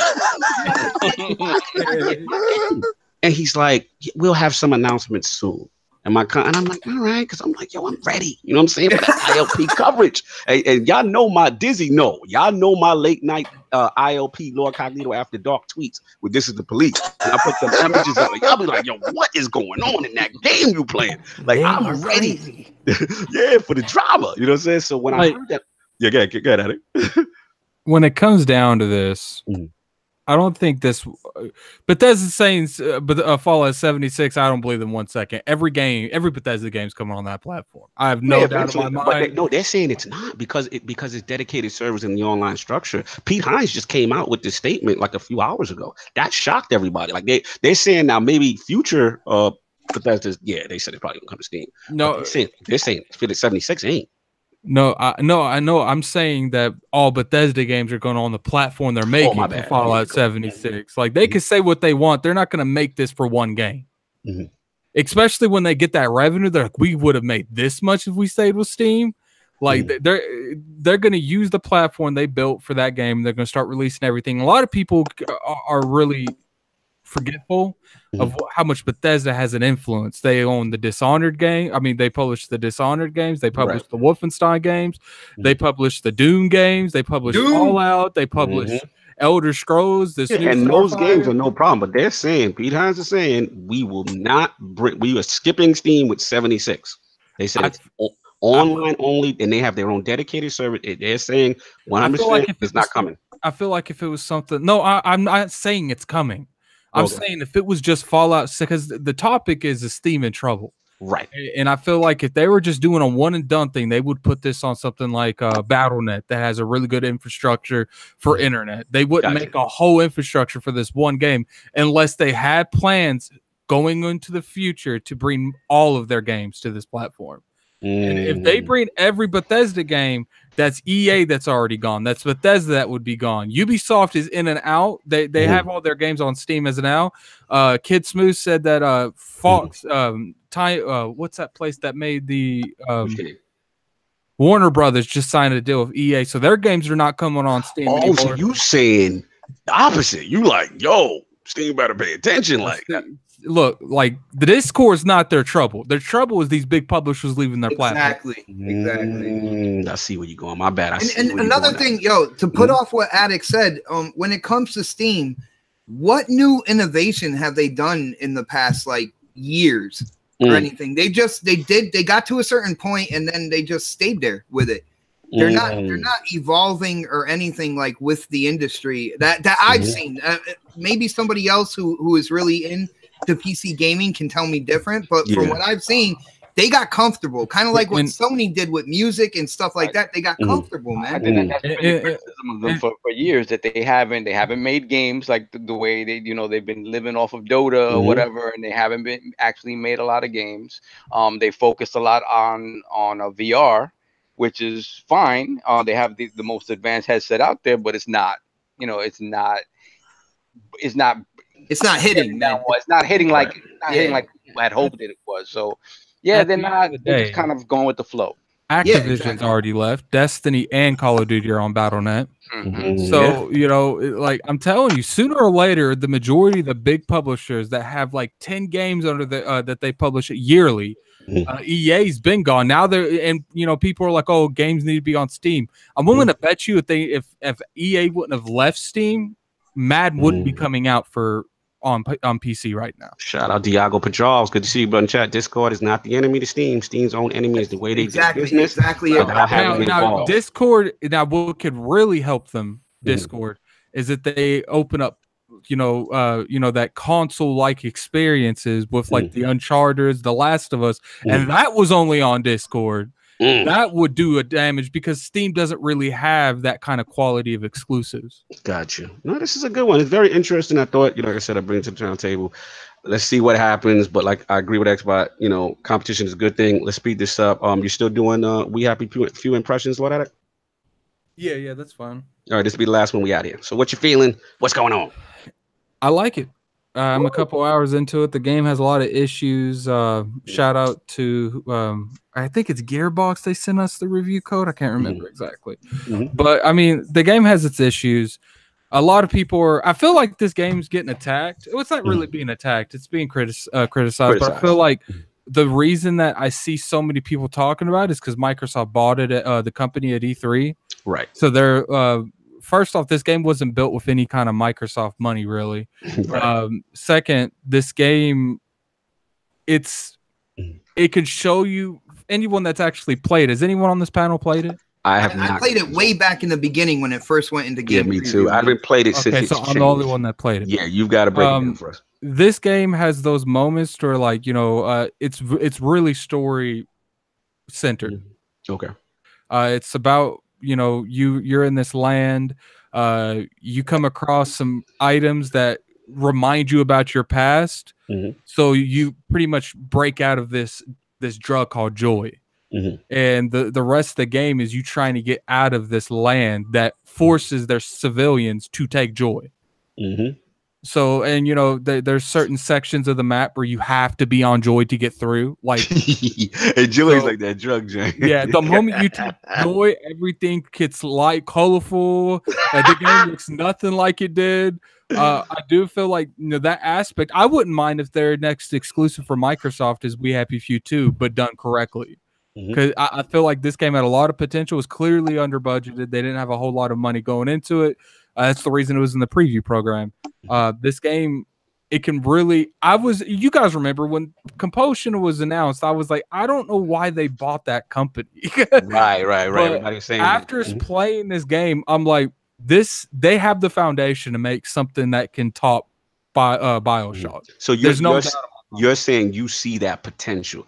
And just to clarify, this was not made under what you said. This was not made under the Microsoft, because a lot we hear that, like people like, we're hearing the crashes or whatever, or some critical reviews, and people are like, oh, this is the studio Microsoft. People going in, you know how that is. Yeah, the game was designed. It was in the preview program, so that's how you know how it was funded. It might have been funded more on the back end with Microsoft after they bought the company. They're like, okay, you got to push this out the door. We got to get going. Right. So, that could happen, but I don't know anything in statistics on that because I don't work for either of those companies. I doubt that. This is a Gearbox published game. Like, they had to finish out that contract before they even think about what the next thing is. So. But the game has a lot of potential. It kind of reminds me of like a Dishonored. And there's nothing even Dishonored on an acid trip, man. That's the best analogy. A Dishonored while you're on acid. Like when you take, I feel like there should be more repercussions when you're not on Joy, because when you're on Joy, if you come off Joy, you're going through withdrawal syndromes, and you have to pretty much hide until your withdrawal. Wow, I always like the concept. Yeah, like I like it. I think the game should have been built around Joy. Like how to get into certain areas, you have to be on Joy. It should have been that times 10, and I think this game would have been anywhere from a 7.5 to an 8.5. I believe their next game is going to be 8 or above. There's no doubt in my mind. Jonathan B gets the MVP today in the chat. Like, he's been killing. He said people already saying, "Is this your king?" on Compulsion's games already. But it's a good game. Yeah, they really need to define some stuff. Especially if they do any kind of sequel. I do think that they can make that BioShock quality that it's being compared to. Yeah. And a lot of people forget this is pretty much their first game. First. I got a question for Addict if we can do it with time. But do you think that what you consider as like the low points of this game, do you think that over time through patches and stuff like that they might be able to make it better? Or a lot of issues with this game is built into it. I mean, I don't really. It sucks. I don't think this is worth 60 from what I played with it. I think this is a good $30 title. I paid 30. But it's definitely worth playing. For a good 30, you can get it for like $30 on a sale. This game is an easy pickup. It's fun. I've had a lot of like what moments. Like the whole point, you're on like, think of it like the 5 circle of hell or something like that. I don't know, where you're on like the 5th circle and the only way to get out is in the center. You have to go through these checkpoints every like 3 or 4 hours. Then they make you do some crazy stuff on these checkpoints. Delilah's like, those spoil. Well, no, I'm not. That's all I'm saying. The game is good. It's worth playing. They're gonna keep supporting it. I heard it's getting story DLC. So yeah, I'm excited to play it at some point. I think what Addict mentioned, the story stuff and comparing it to BioShock, I think that's what Microsoft saw in them. The ability with a budget to really clearly they have their next. I think their next ideal, because it's like Lord King said, he talked to one of the PR people at E3, and she was like, yeah, they wanted to buy us, and the first thing we asked them, what we make, right? Yeah, that was me. That was actually me and Lord Sam. We ran into, because King ran into, he had the big one, he had Ninja Theory. I was jelly. I was like, damn, he got Ninja Theory. I wanted that one. But yeah, I had Compulsion. It was me and Sam. We bumped into one of the devs, and it's literally like what you said. She just literally said, we told Microsoft, like, hey, you know what type of games we make, right? Like so I kind of like that energy, and she used a brewing, like she used a beer analogy. She said basically before the acquisition, they were like a local brewery, so to speak. And then she said the acquisition for them was like Microsoft pulling up as Budweiser, say, yo, you can do whatever you want, have access to all our resources, rock out. You know what I'm saying? And she was just like, they were like blown away. So they're super excited. The biggest thing that I would take, whatever they do, I hope Microsoft gives them full freedom like they're doing with the majority of the studios. And they got to make an M-rated game. Like, because they cannot make a T-rated game. Like, this company cannot make. Yo, Addict, that's exactly the vibe she get. Like, we are gonna go there, so you can't be coming in. You sure you want to sign us? And I was like, okay. Like, what I feel like this world should have done is when you're off the Joy, the world should have looked like something like The Evil Within. Like, you want to be on the Joy because it's scary. It's just so scary. No doubt, man. That's dope. I can see the game in Game Pass within the next 6 to 10 months. It'd be a perfect game for Game Pass to get it in front of. Great addition, man. They're killing it with Game Pass right now. Facts. All right, man. Let's get to the polls. Get out of here. New poll this week. In lieu of the recent plagiarism issues by a former editor at IGN, whom do you hold most responsible? The answers are A. IGN should have vetted the editor more thoroughly to avoid the issue. B. Editor broke IGN protocol on his own and his journalistic integrity lost. C. Just another example of media bias. Sometimes can't be trusted. I knew you was going to love this one. Or D. I don't care. IGN just need to pay them employees more. That is the answer. You looking for fire on that poll, man. What's funny is I thought of it and all you guys made all these points. And I'm like, yo, this is crazy. Because that's the other thing. That is the question. Those are the choices. Please rock the ILP poll when it goes up on Twitter. Lord Xbot, an absolute pleasure in the realm to have you in the realm. Long overdue. Where can the fine people find you? What do you have going on? Well, first I want to say huge shout out to the chat. You guys have been absolute fire today. And as usual, the panel, I've been with just about everybody on the panel in the Xbox Live party chat, except for Dizzy, I believe. But and Saul, most likely. Because he never been on. Yeah. Well, Addict, man, you bet me. Shut up. Anyway. But yo, guys, you made it feel just like an Xbox Live party. I had a lot of fun. It was very comfortable. I was able to share my opinion, and I always appreciate that. You can definitely find me. I'm on a couple shows. Of course, the next podcast every Saturday, 7 p.m. on my channel. We talk that gaming news straight with gameplay for you to watch, and you can vote for the best gameplay after the show. I am also on Crossfire every Friday on my brother Mooch's channel. I am a part of Big Gamers Small Talk, and that's usually either Sunday or Monday. Correct. I bring that common sense to that show. I put certain people in their place on that show.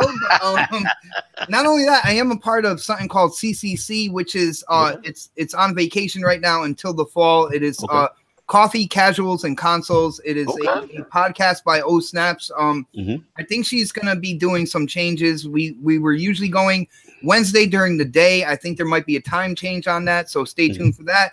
And as usual, you can always follow me on Twitter at Xbot448. And guys, I can't wait to come on again. Hopefully, you guys invite me again, you already know it's never one time deal with the realm of the Lords, man. And also, like I said, what we try to do is promote when we feel topics kind of suit to a guest we had.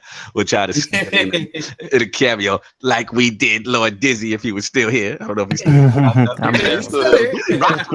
We got more Dizzy than I can. I'm happy, man. It's been a long. Dizzy been from the very beginning. He believed in us. He believed in the ILP movement. I don't want to never not give him enough credit, because if it wasn't for him, like, he really helped put us out there and give us some light. So Lord Dizzy, what is going on? You getting back in the game again? What's popping? Where can the fine people find you? What you got going on? Well, it's really hard to follow Xbot with all that podcast stuff that he's got. How do you have time to sleep, sir? Not only that, man, I also drop content. I do live streams, man. I am all over it, dude. How, sir, do you have time to sleep? Adderall.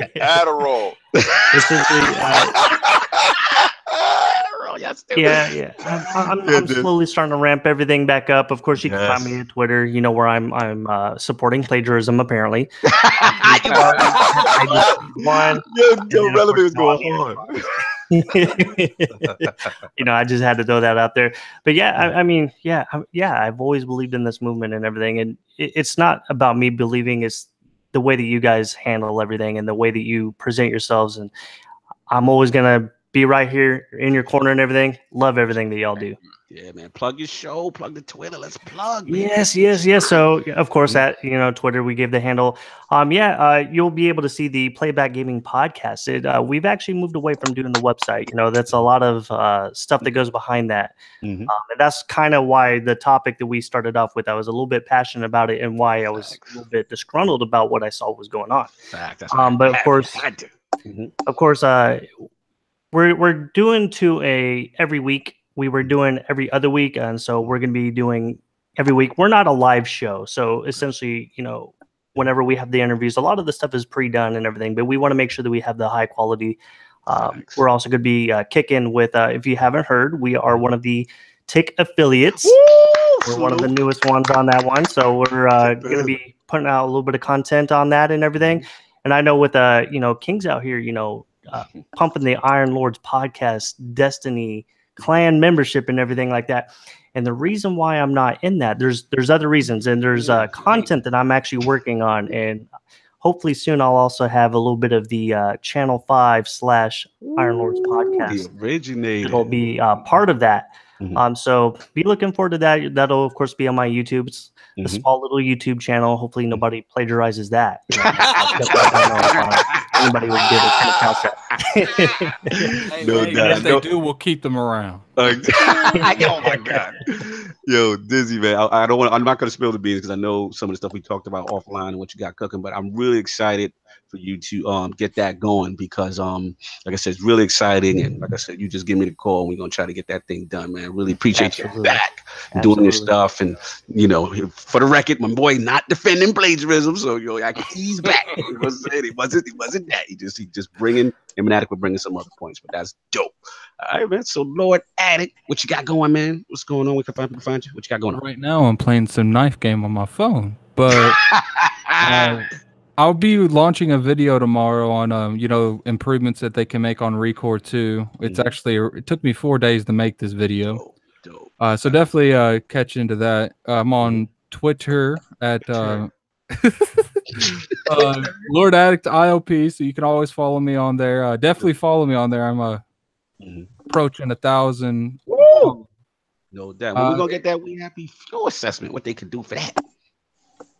Probably buy it yourself. I have no clue if I'm gonna actually make a review on it. No doubt. All right, that's what's up, Lord Solve. What's going on, man? Where can people find you? You can find me on Twitter, LordSolveILP.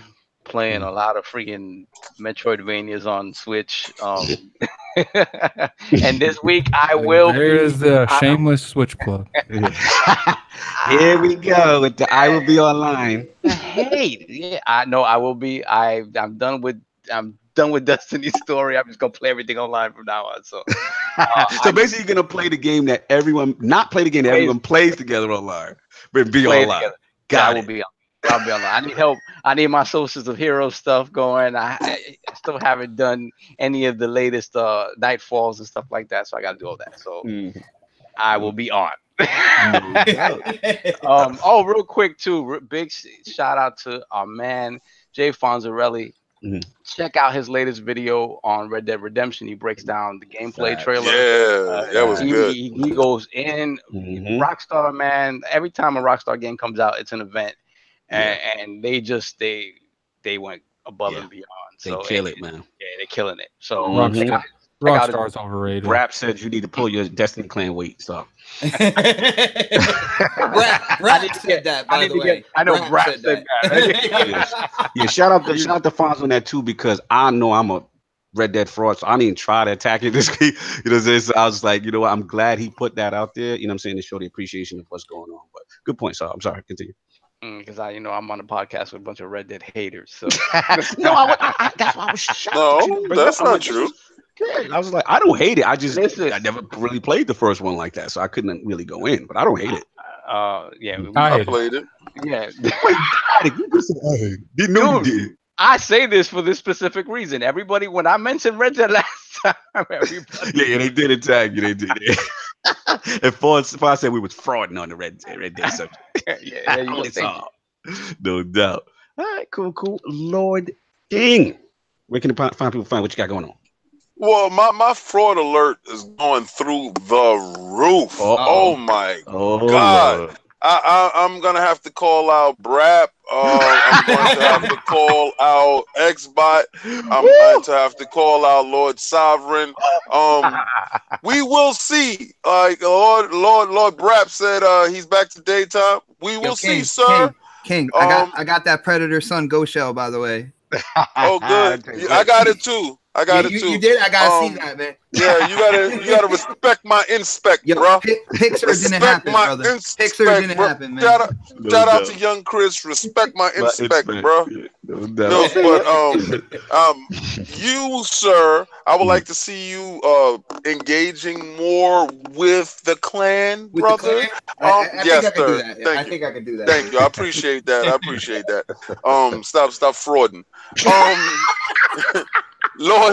Lord Sovereign, yeah, I'm gonna hold you to your words because you said it last week, didn't see you. So let's check it out. Hopefully you don't got your cloak of invisibility on. All right? Hopefully it's off.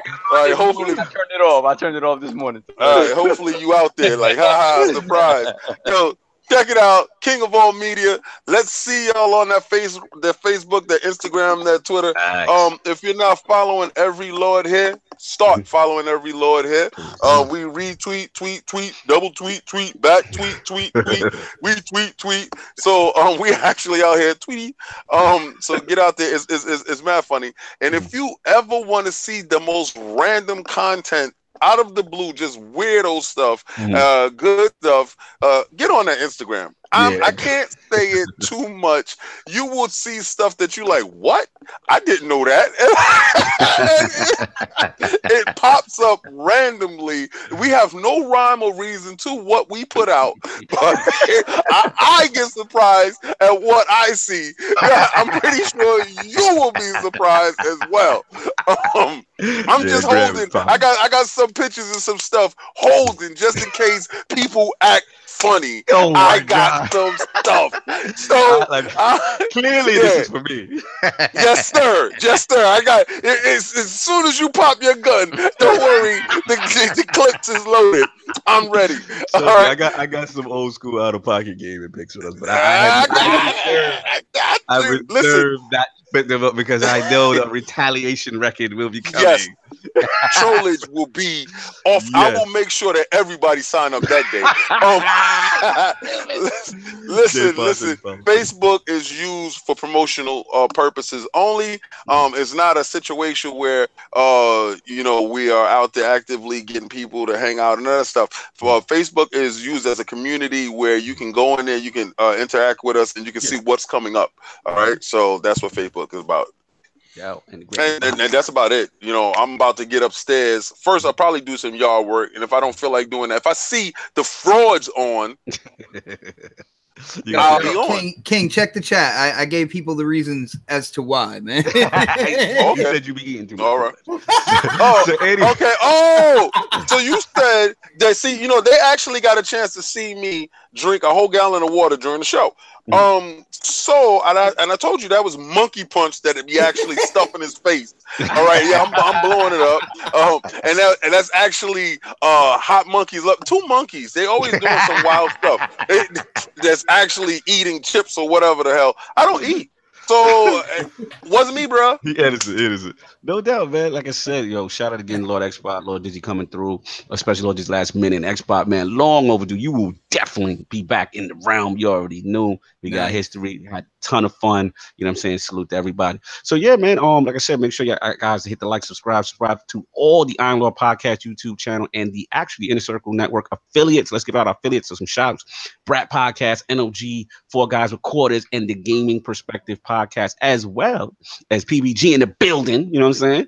So yeah, man. Shout out to PBG, Playback Gaming, y'all. That's Dizzy. You know what I'm saying? So also shout out to Lord Kaibatsu and the audio that'll be going up later tonight. YouTube, iTunes, SoundCloud, all that good stuff with the timestamps because we went long. You're gonna need them timestamps.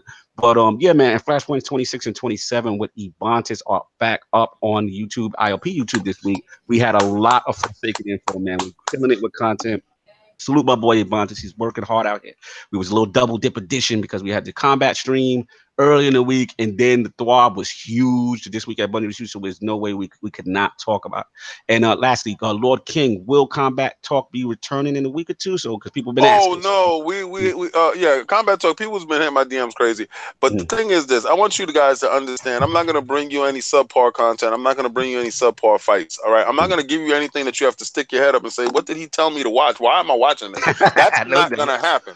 All right, so I'm gonna bring you. Me they want consistency. They like where he but I can't give you. I'm not giving you Eddie Snake Oil Salesman Hearns crap. No.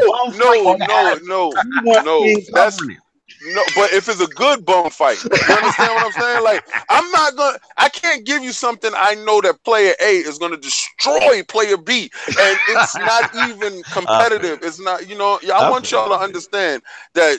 I take this fight stuff very seriously, and if I see it that is something that is worthy of your time, because you can't get back time, you understand? I'm not gonna give you that stuff. Fair enough, and you all right. Just let us know when the next big one comes. We want to promote that thing. People loving it. You've been undefeated. Okay, September. Okay, good.